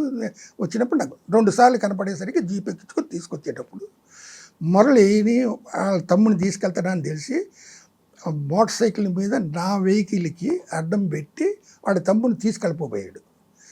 నేను అప్పుడు రివాల్వర్ తీసి 1 నిమిషం టైం ఇస్తాను లేకపోతే నిన్ను కాల్ చేస్తా అని వార్నింగ్ ఇచ్చేసరికి వెళ్ళిపోయాడు. ఇది నేను ఓపెన్గా బైక్లోనే ఎస్పీ గారికి ఇన్ఫార్మ్ చేస్తాను. Sir, when I'm bringing N NBW person having arrested him in the polling booth, his brother Murali came and obstructed me for my lawful duties. ఆయన నువ్వు తొందరపడబాక నువ్వు నా దగ్గరికి తీసుకురా అని అన్నాడు. తీసుకెళ్ళి ఆయన దగ్గర ప్రొడ్యూస్ చేశాడిని. చేసి చెప్పిన తర్వాత తీసుకెళ్ళి లోపలే అని అన్నాడు. వేశాను. ఆ తాళ నా దగ్గరే పెట్టుకున్నా. ఎందుకు? మా ఆయనకి వస్తుంది మళ్ళీ ప్రెషరు. స్టేషన్లో ఉంటే మళ్ళీ డిఎస్పీనే ఎవరినో పంపించి వదిలిపెట్టమని ఆయన వచ్చి ఇన్స్ట్రక్ట్ చేశాడు. ఓకే. నేను ఎలక్షన్ డ్యూటీలో తిరుగుతున్నా సాయంత్రం 7-8 గంటల దాకా. ఈ డ్యూటీ అయిపోయిన తర్వాత గచ్చద్దరులాగా వచ్చి అప్పుడు నా దగ్గర తాళం తీసుకొని వాళ్ళని వదిలిపెట్టుకునే దౌర్భాగ్య స్థితి వచ్చిందంటే మేము ఎట్లా పని చేయగలుగుతాం. ఒక ఎన్బిడబ్ల్యూ ముద్దాయిని ఇంటెన్షనల్గా కాకపోయినా రిగ్గింగ్ జరగకూడదు అని వార్నింగ్ ఇచ్చిన వినని వాడిని తీసుకొచ్చి లోపలేస్తే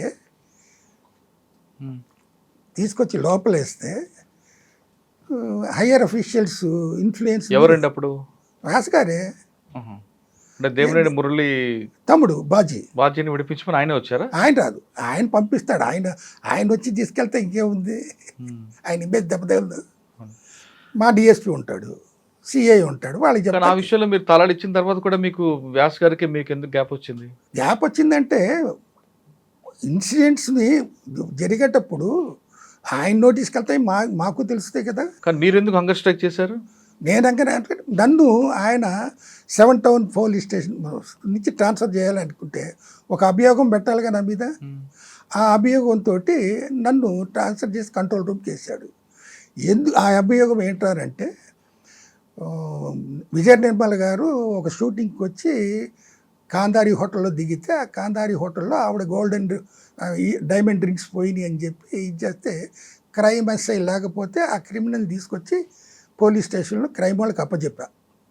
ఏదున్నా ఒక ఎస్ఐ లెవెల్లోకి వెళ్ళి తీసుకొచ్చి అప్పచెప్పినప్పుడు వాడిని సెర్చ్ చేస్తే వాడి దగ్గర 1600 దొరికింది. ఆ 1600 కూడా వాడికి హ్యాండ్ ఓవర్ చేస్తా క్రైమ్ వాళ్ళకి. అయిపోయింది, దానికి నాకు సంబంధం లేదు. ఇది అయిన తర్వాత ఆ క్రైమ్ ఎస్ఐ డబ్బులు తీసుకున్నాడో ఏమో తెలియదు, కానీ ఆ డబ్బులు నేను తీసుకున్నాను అనే అభియోగం మీద నన్ను ట్రాన్స్ఫర్ చేశారు అనేది తెలియదు. దీనికంత కారణం ఎవరు? సూపర్ ఎస్బీ అంటే స్పెషల్ బ్రాంచ్, ఆయన దగ్గర సూపర్ ఎస్బీ ఇంకా 2-3 కానిస్టేబుల్ పెట్టుకుని వాళ్ళ మాట విని వాళ్ళు చెప్పిందే వేదంగా ఫాలో అయ్యేవాడు. అట్లా వాడు నా మీద చెప్పే నన్ను ట్రాన్స్ఫర్ నేను తీసుకున్నాను. కానీ నా మనసుకు బాధ కలిగింది. నేను ఎలాంటోడో తెలుసుకోగలిగే స్థితిలో లేకుండా నన్ను ట్రాన్స్ఫర్ చేశాడు కదా, ఈయన్ని నేను ఎట్లా చెప్పాలి, వీనికి నేను ఎలా తెలియజేయాలి నాలో తప్పు లేదు అనేది దీంట్లో చేసిన తర్వాత మాకు వాక్ స్వాతంత్రం లేదు, పత్రికా స్వాతంత్రం లేదు, ఫ్రీడమ్ ఆఫ్ స్పీచ్ లేదు కదా. అలాంటప్పుడు అన్నం తీరుకుండా కూర్చుందాం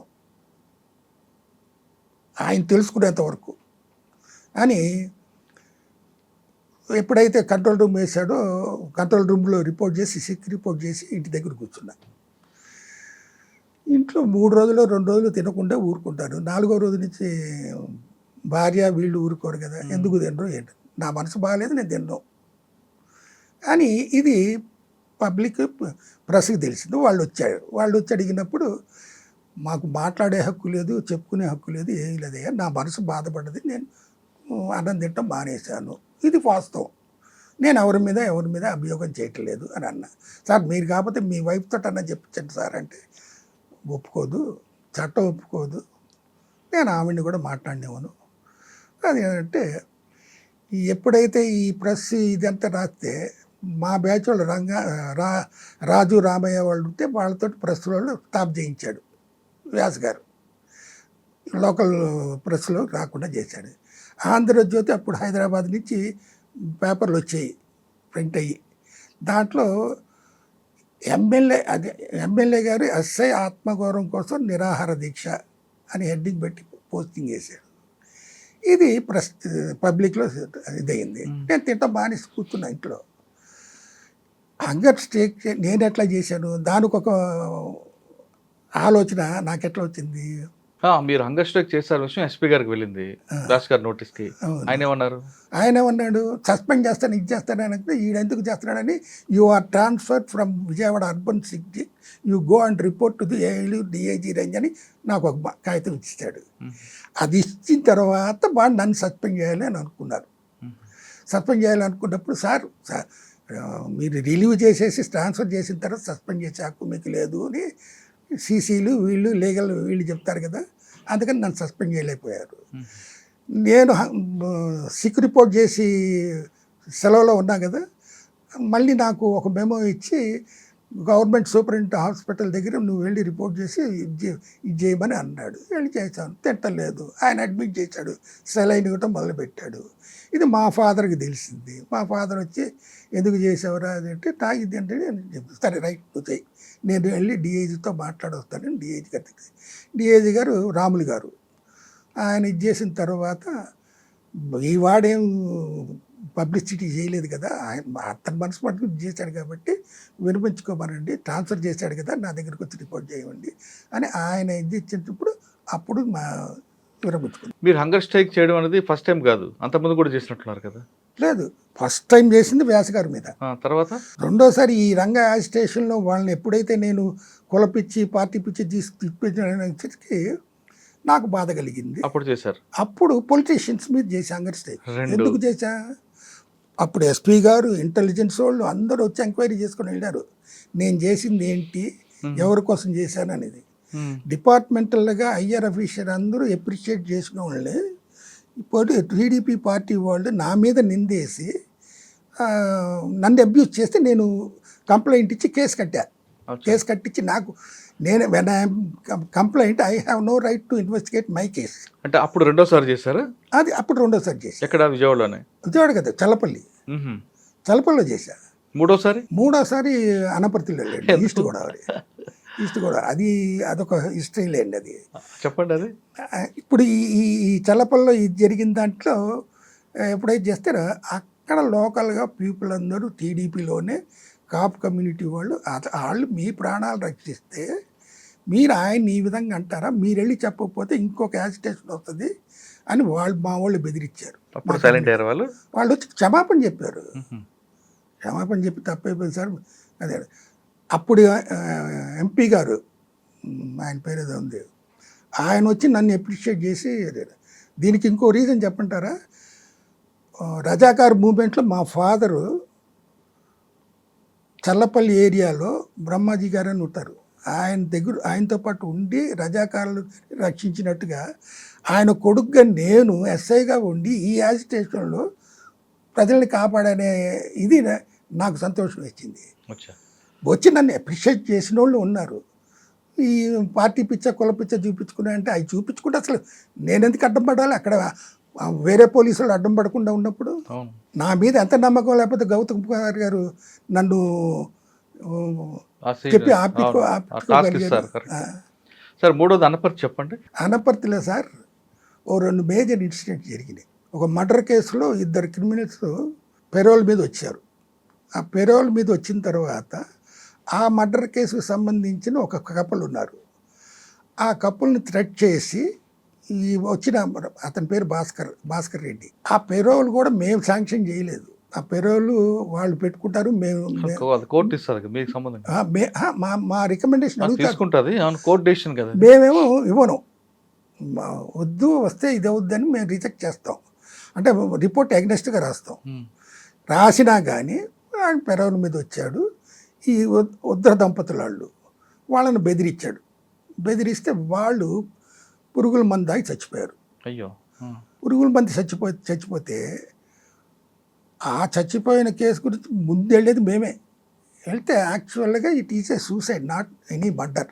కానీ దాన్ని మర్డర్ కేసు కింద కట్టమంటారు ఎస్పీ త్రిపాఠి. వాళ్ళ చావు ఎట్లా ఉంది అనేది పోస్ట్ మార్టం చేసిన తర్వాత కదా తెలిసేది. చేస్తే అది పురుగుల మందు ఇది అనేది ఎక్స్పర్ట్ ఒపీనియన్ వస్తుంది. వాళ్ళ మీద బాడీ మీద గాయాలు కానీ ఏమీ లేవు. They may be threaten them.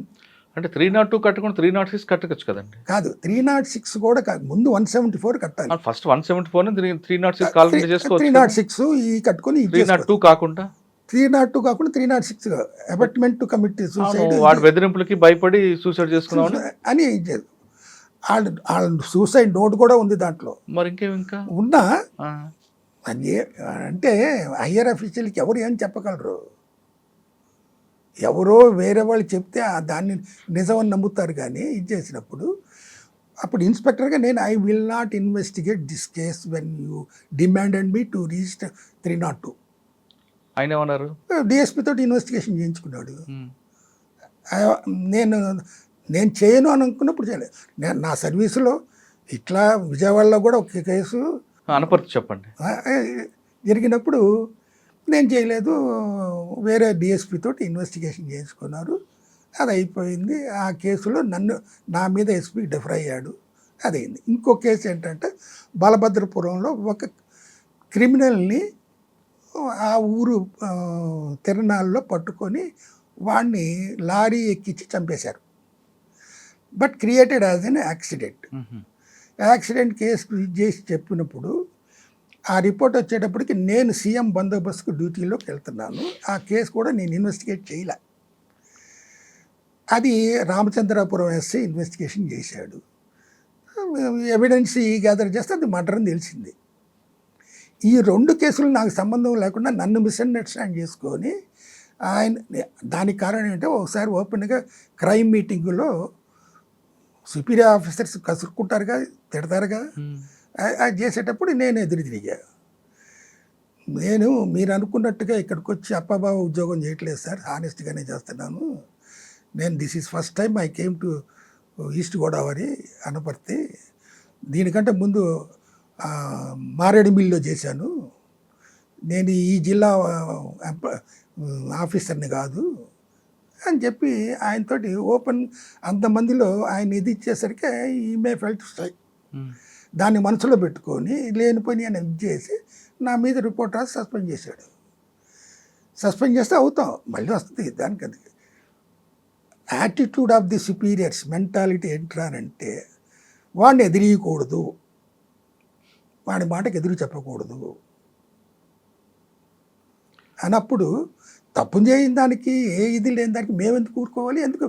దానికి నిరసనగా మీరు చేస్తే మా అసోసియేషన్స్ వీళ్ళు వచ్చి నేను ఇట్లా చేస్తున్నానని చెప్పి సెలవు పెట్టి ఊరు వెళ్ళాడు. వాళ్ళు వచ్చి చెప్పిన తర్వాత ఆడు చేసిన పని ఆడు చేసుకున్నాడు, నువ్వు ఇప్పుడు ఎందుకు ఇది చేస్తావు, నువ్వు విరమించి ఇది చేసుకో, ఏది జరిగినా మన మంచికి అనుకో అని వాళ్ళు చెప్పగానే అప్పుడు విరమించాను. ఈ 2 హంగర్ స్ట్రైకుల్లో సక్సీడ్ అయ్యాను. దాంట్లో మా అసోసియేషన్ వాళ్ళు వచ్చి చెప్తే విరమించుకున్నాను. కానీ అనపర్తిలో మీరు వడ్డీ వ్యాపారుల డబ్బులు తీసుకున్నారని, వాళ్ళ ద్వారానే మీకు చెడ్డ పేరు వచ్చిందని. వడ్డీ వ్యాపారమా? అనపర్తి అక్కడ స్మగ్లింగ్ సార్. స్మగ్లింగ్ ఉంది, ఇది కూడా ఉంది. అది దొంగ నోట్లు ఉన్నాయి. దొంగ నోట్లు ఉంటాయి, మీరు చెప్తున్న వాచెస్, పెర్ఫ్యూమ్స్, బట్టలు అన్ని స్మగ్లింగ్ ఉంటాయి. అన్నీ ఉంటాయి, గంజాయి ఉంది, ఇవి ఉన్నాయి, అన్నీ ఉంటాయి. లేదని కాదు. రమణారెడ్డి అనే వ్యక్తి దగ్గర ఎక్కువగా రమణారెడ్డి మీరు చెప్పే పర్సన్ కూడా నాకు తెలీదు. రమణారెడ్డి అనేది ఆయన ఎక్కువగా స్మగ్లింగ్ చేసేవాడు కదా. 2 అన్నదమ్ములు వాళ్ళు. నాకు అంత డీటెయిల్గా తెలుస్తారు. యాక్చువల్గా అయితే అక్కడ స్మగ్లింగ్ డబ్బులు చేసేవాళ్ళు డబ్బులు ఇచ్చేవారంటారా? వాస్తవం అనేది వాళ్ళు ఇచ్చేవాళ్ళు ఇదేదో నాకైతే తెలియదు, నేనైతే తీసుకోలేదు. కానీ అనపర్తికి ఎందుకండి స్మగ్లింగ్, ఈ రౌడీజం, తర్వాత రెడ్డి కమ్యూనిటీ కదా. కరెక్టే. అక్కడ వాళ్ళకి ఏం దగ్గర ఉందని కేర్ ఆఫ్ అడ్రస్ ఏంది స్మగ్లింగ్ కి? వాళ్ళు చేశారు కాబట్టి ఆ పేరు వచ్చింది వాళ్ళకి. కాదండి, అక్కడ అంటే సముద్రం దగ్గర ఉందా? కాదు, సముద్రం దగ్గర ఏమీ లేదు. కానీ ఎక్కడ? రాజమండ్రి పక్కన Anaparthi, in between Rajahmundry to Kakinada మధ్యలో. అవును. కానీ దానికి ఏ దగ్గర లేకపోయినా రెడ్డి వాళ్ళు అనేది ఆ ఊళ్ళో స్థిరంగా ఉన్నవాళ్ళు కాబట్టి, రైట్ ఫ్రమ్ ది బిగినింగ్ నుంచి చేశారు కాబట్టి అక్కడికి వాళ్ళకి ఆ పేరు వాళ్ళు తెచ్చుకున్నారు, కానీ ఎవరు అంటగట్టింది కదగా. లేదా? కానీ వాళ్ళు అక్కడ నుండి చుట్టుపక్కల శ్రీకాకుళం, ఇటు విజయవాడ వరకు వచ్చారు. వాళ్ళు చేసే వ్యాపారం ఏంటంటే ఈ స్టీల్ ఇవి ఉంటే అవి ఇచ్చేసి వాళ్ళ దగ్గరికి వెళ్ళి డబ్బులు కలెక్ట్ చేసుకుని వస్తారు, ఆ వ్యాపారం చేస్తారు. కానీ స్మగ్లింగ్ వ్యాపారం అనేది వాళ్ళకి వచ్చిన ఎంతకాలం చేస్తారు సార్? స్మగ్లింగ్ వేరు పడిన తర్వాత మానిపోతుంది. అట్లానే జరిగింది అక్కడ.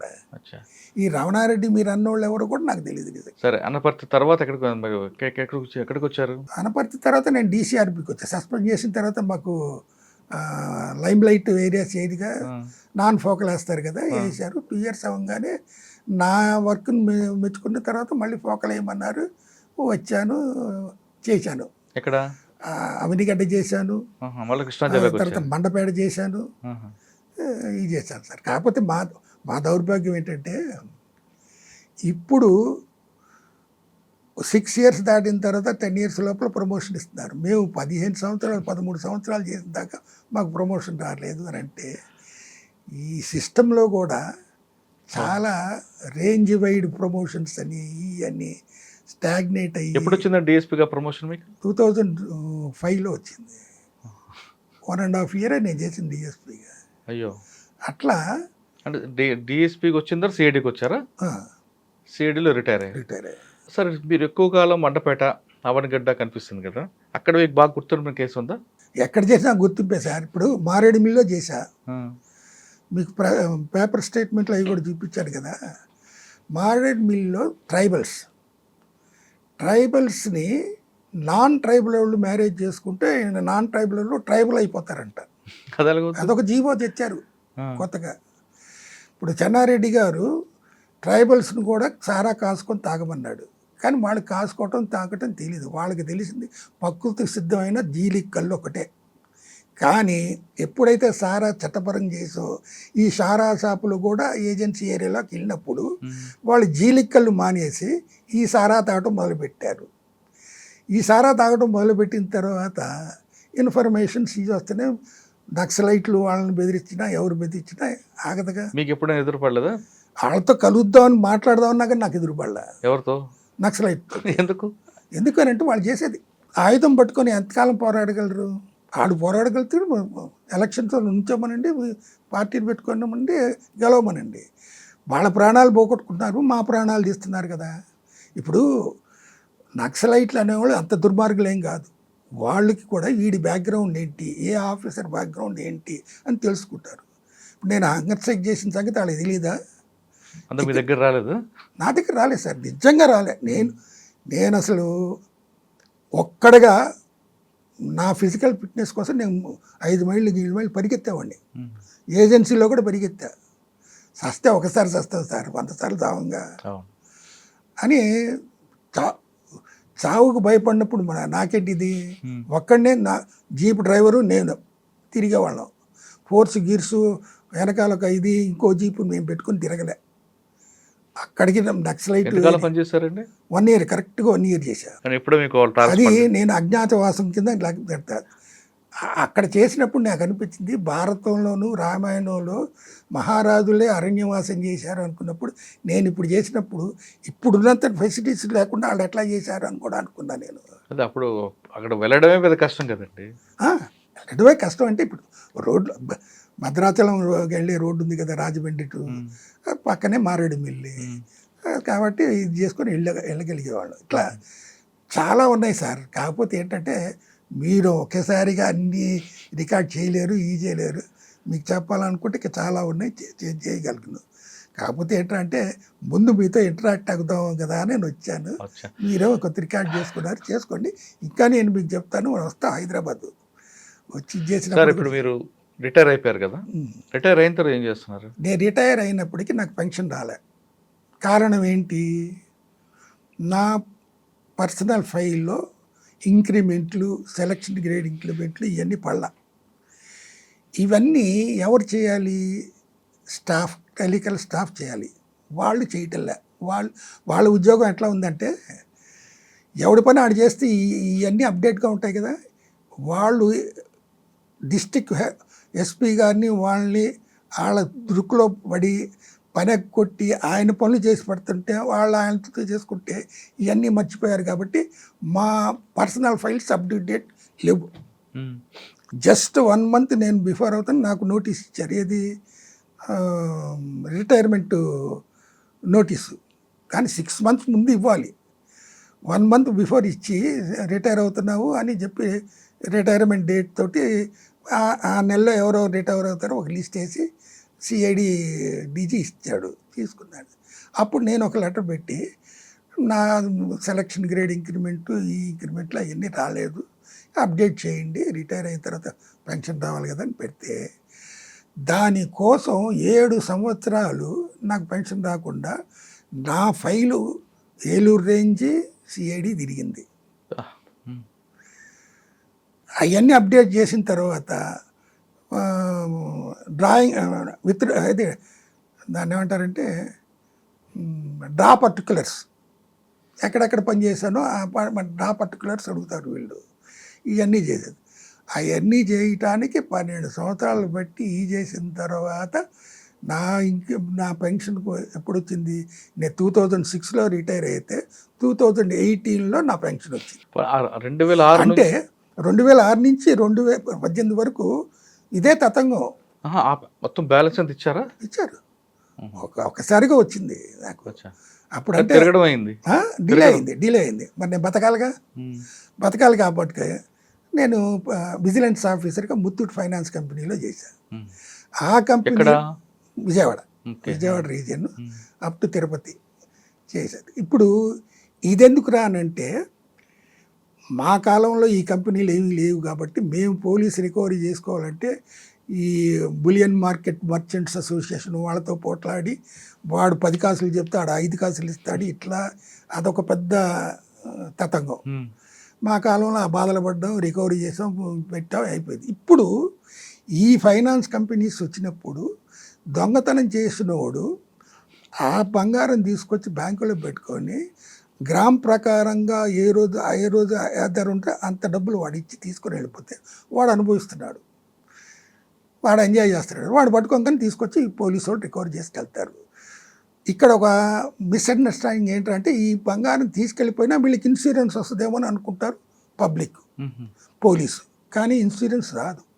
ఇన్సూరెన్స్ అనేది కంపెనీకి ఏంటంటే కంపెనీ బ్రాంచ్ని ఎవరైనా బ్రేక్ డౌన్ చేసి ఏమైనా తీసుకెళ్ళిపోతే వస్తాయి. కానీ ఈ థెఫ్ట్ గోల్డ్ ప్లెడ్జ్ చేసిన దాని మీద ఇన్సూరెన్స్ రాదు. అట్లా అనుకొని వాళ్ళు అనుకుంటారు. ఈ జరిగే దతంగాలు జరుగుతున్నాయి. కానీ ఈ పోలీసు వాళ్ళు కూడా, నేను పోలీసు ఉద్యోగం చేసి వచ్చిన తర్వాత వాళ్ళకి ఈ కంపెనీ వాళ్ళకి మధ్యన మీడియేటర్గా వీళ్ళకి చెప్పాలి, వాళ్ళకి చెప్పాలి. రికవరీ చేసుకునేటప్పుడు పీస్ఫుల్గా చేసుకుని వెళ్ళాలి. ఇప్పుడు ఆ ప్లెడ్జ్ ఫారం మీద ఏ వస్తువులైతే వాడు తాకట్టు పెడుతున్నాడో వాటి ఫొటోస్ కూడా ఉంటాయి. ఉన్నప్పుడు ఈ దొంగ చేసిన తర్వాత ఆ ప్లెడ్జ్ ఫామ్ కాపీ వాడికి ఇస్తాం కదా, వాడి బంగారం తాకట్టు పెట్టినట్టుగా ఆ కాపీని వాడు ఇచ్చేసుకుంటారు. వాడు పట్టుకుంటే మళ్ళీ పోలీసు వాళ్ళు వచ్చి ఇచ్చేస్తారని చెప్పి ఈ జరిగినప్పుడు ఆ దీని మీద బొమ్మలు ఉంటే ఆ బొమ్మల్ని పట్టుకొని అది వాళ్ళ కేసులో బంగారమా కాదా అనేది పోలీసులు చూసుకోవచ్చు. కానీ మా జులుం ఎట్లా ఉంటుందంటే ముందు రికవరీ చేసేయాలి. వాడు ఇచ్చినా ఇవ్వకపోయినా బెదిరించానే తీసుకోవాలి అనుకుంటారు. కంపెనీ రూల్స్ ప్రకారంగా, ఆర్బీఐ రూల్స్ ప్రకారంగా ఏంటి, an accused disclosed any theft property leading to the discovery అది చేసుకోవాలి, హ్యాండ్ ఓవర్ చేయాలని ఇచ్చిన కాపీ ఆఫ్ ఎఫ్ఐఆర్ ఇవ్వాలి, వాడు అరెస్ట్ చూపించినట్టుగా అరెస్ట్ పర్టికులర్స్ ఇవ్వాలి, వాడి కన్ఫెషన్ రిపోర్ట్ ఇవ్వాలి, ఇవన్నీ ఇవ్వాలి. వాళ్ళు ఇవ్వకుండా వచ్చి వాడు చెప్పాడు మీరు చేయండి అని పెట్టి కూర్చుంటారు. ఈ తలకాయ నొప్పులు అన్నీ ఉంటాయి కాబట్టి ఇవన్నీ జరిగినాయి కాబట్టి చేశాయి. వీటిల్లో కూడా మోసాల్లో కూడా చాలా పెక్యులర్ మోసాలు ఉంటాయి. ఇప్పుడు ఒక అమ్మలక్కలు ఉంటారు, వాళ్ళ బంగారం వీళ్ళు పెట్టుకుంటారు, వీళ్ళ బంగారం వాళ్ళు పెట్టుకుంటారు, ఫంక్షన్స్ కానీ తీసుకుంటారు, ఇవి చేస్తారు. అట్లా దాదాపు ఒక 10-20 లక్షల బంగారం తీసుకొని వెళ్ళిపోయి పారిపోయారు ఒక రెడ్డి కమ్యూనిటీ వాళ్ళు. వాడు అబ్స్కాండింగ్, వాడి మీద కేసు కట్టాలి, ఇది చేయాలి అంటానికి వాడేం చేశాడు, అది దాదాపు 20 lakhs ప్రాపర్టీ సార్, అది గుంటూరు బ్రాంచ్లో జరిగింది.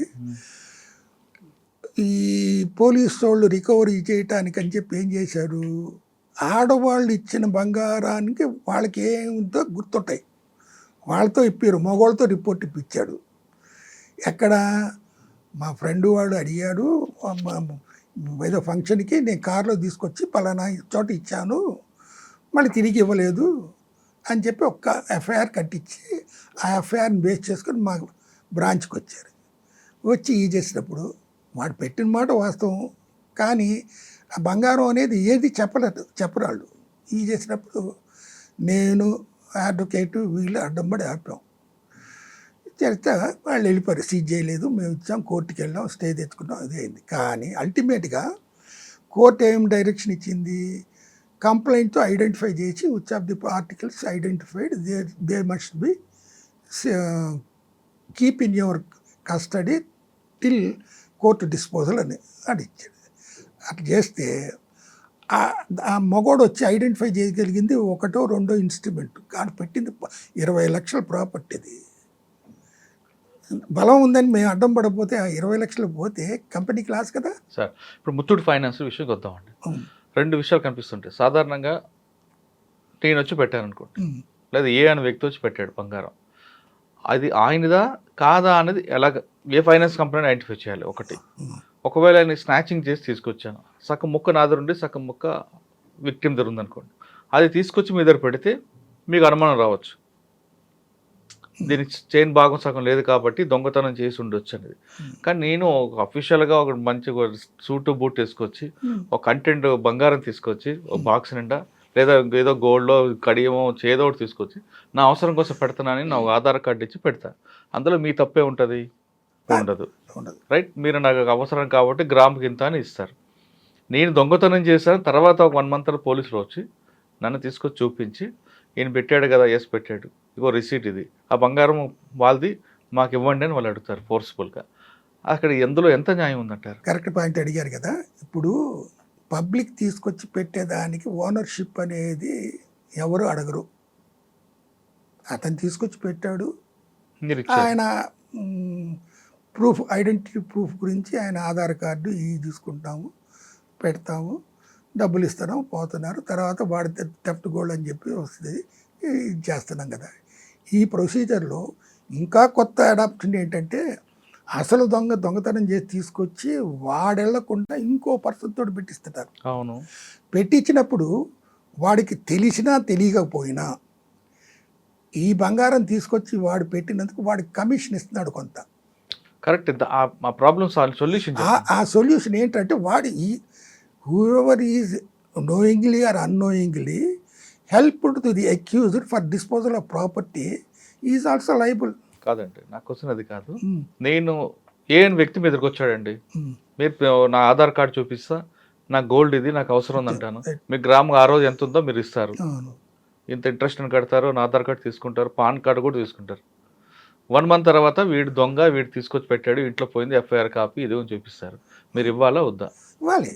ఎందుకు ఇవ్వాలి? ఎందుకు ఇవ్వాలి అని అంటే ఆర్బీఐ రూల్స్ ప్రకారంగా వెదర్ వాళ్ళు కాపీ ఆఫ్ ఎఫ్ఐఆర్ ఇస్తున్నారు, వాడికి అరెస్ట్ ఇస్తున్నారు, వాడు కన్ఫెషన్ ఇస్తున్నాడు, ఆ ప్రాపర్టీ ఆ ఎఫ్ఐఆర్లో ప్రాపర్టీ ఈ ప్రాపర్టీ ఒకటా కాదా అని టాలీ చేయాలి. వీటి బేస్ చేసుకొని మేము ఇస్తాం, వాళ్ళు రికవరీ చేసే పోలీసు అడుగుతుంది. కరెక్ట్, కంపెనీకి లాస్ అవుతుంది కదా. అప్పుడు కంపెనీకి లాసే. ఇప్పుడు మీకు ఎలా తెలుస్తుంది నేను ఒరిజినల్ డూప్లికేట్ దొంగ అని మీకు తెలియదు కదా. వాళ్ళకి తెలియదు కాబట్టి మేము మీడియేటర్స్గా మధ్యలో ఉండి మేము ఇచ్చేస్తాం కాబట్టి మేము పోలీసు వాళ్ళమేగా.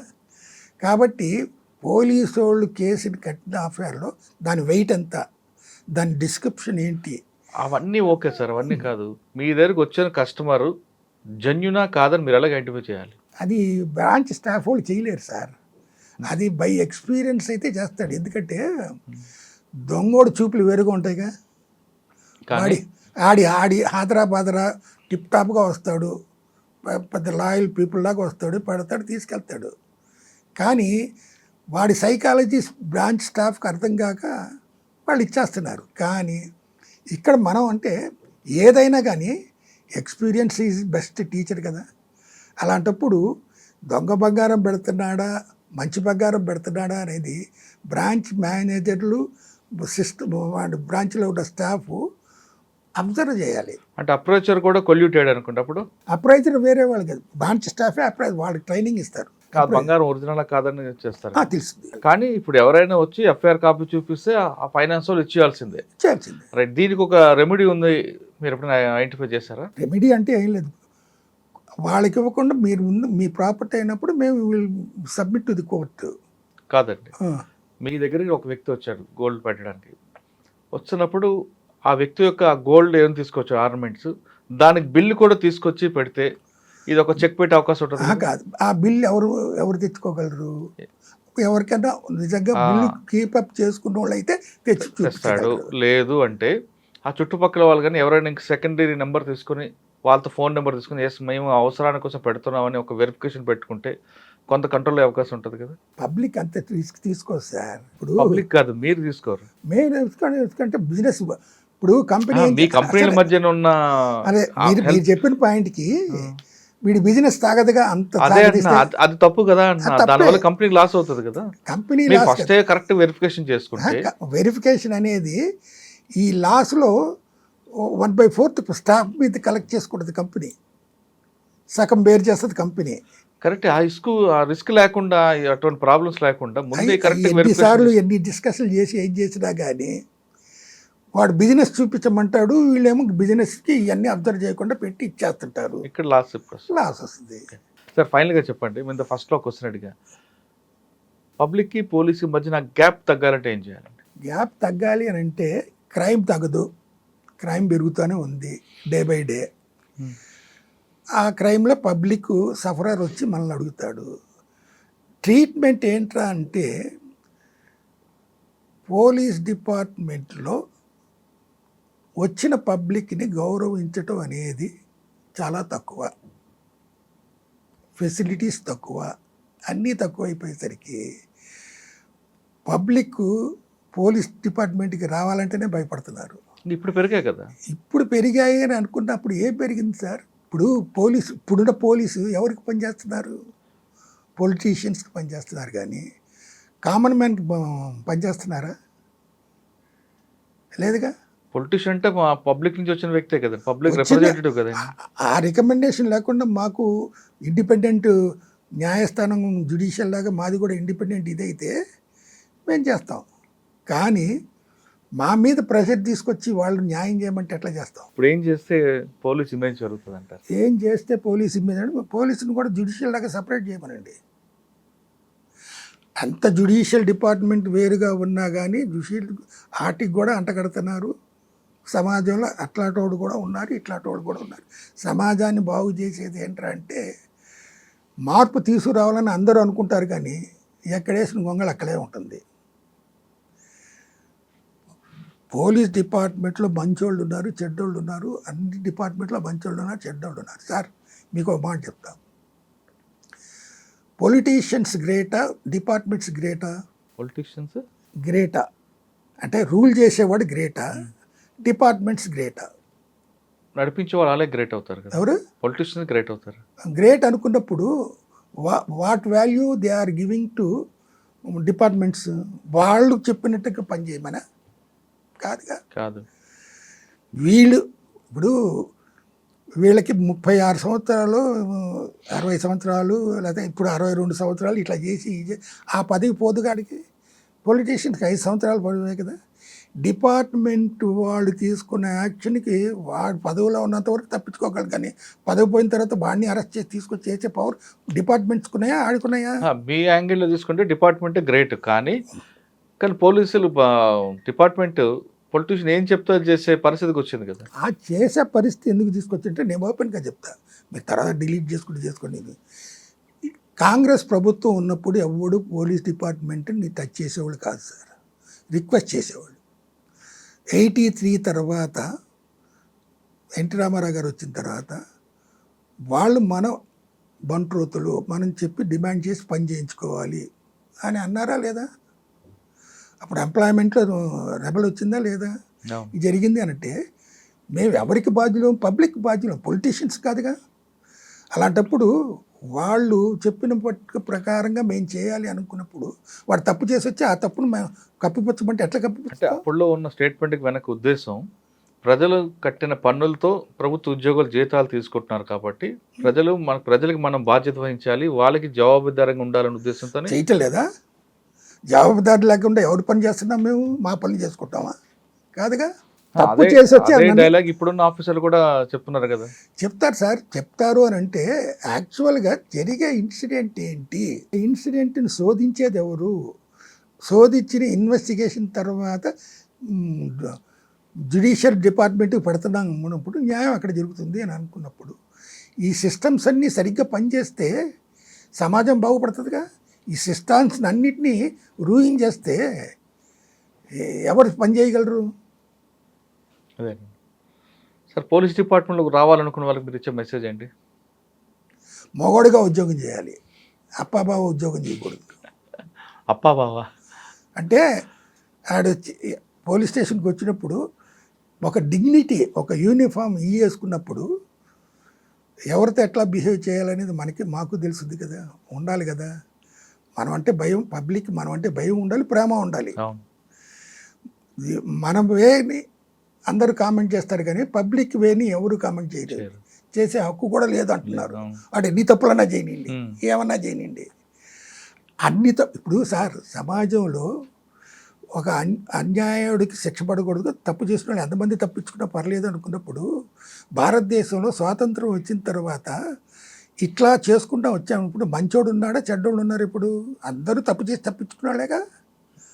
ఒక అన్యాయం చేసేది ఎవడు ఉన్నాడు అంటే ఇక్కడ? పోలీస్ డిపార్ట్మెంట్ రావాలంటే మొగోడే ఉండాలి. మొక్కడే ఉండాలి.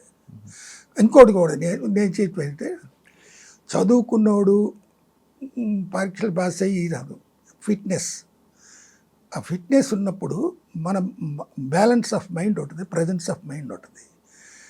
అది లేకుండా మనం చేస్తే చాలా తప్పులు చేస్తాం.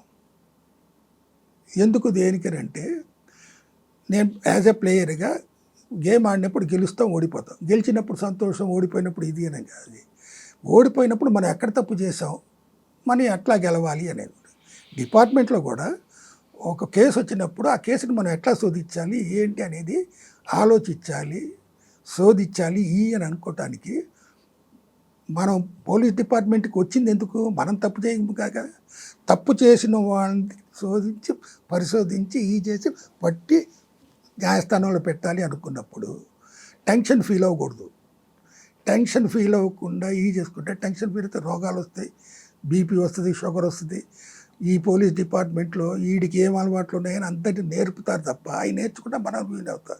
ఇప్పుడు నాకు 76 years ఆరోగ్యంగా ఉండగలిగాను అని అంటే నేను నా ఆరోగ్యాన్ని ఎట్లా కీపప్ చేసుకున్నాను, ఏ హ్యాబిట్స్ ఉన్నాయని అవి చేసుకోవాలి సార్.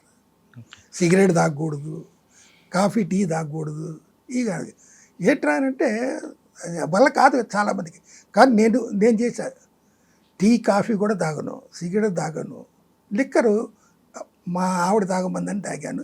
అప్పుడు ఇంకా సన్నగా ఉండేవాడిని, కొద్దిగా లావు అవుతానంటే కాల. డిపార్ట్మెంట్ రిటైర్ అయిన తర్వాత ఫ్రీగా ఉన్నాం కాబట్టి అప్పుడు కొద్దిగా లావు అయ్యా, అంతే తప్ప ఇంకా.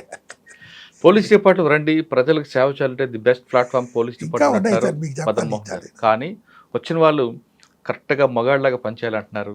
అప్పాబావలా కాకుండా పనిచేయండి, అప్పుడు మంచి పేరు వస్తుంది చెప్తున్నారు. అంటే వచ్చిన వాళ్ళు పోలీస్ స్టేషన్ వచ్చిన బాధితుల పట్ల సానుకూలంగా ఉండండి, నిందితుల పట్ల మాత్రం కఠినంగా వ్యవహరిస్తే ఆ రెండు వ్యత్యాసం ప్రజల్లోకి వెళ్తే ఖచ్చితంగా మీకు మంచి పేరు వస్తుంది అంటూ మదన్ మోహన్ గారు చెప్తున్నారు. ఇది మదన్ మోహన్ గారితో ఎక్స్క్లూజివ్ ఇంటర్వ్యూ. వచ్చే వారం మరొక మళ్ళీ కలుద్దాం. అంతవరకు నమస్తే. Thank you sir, thank you very much. Thank you.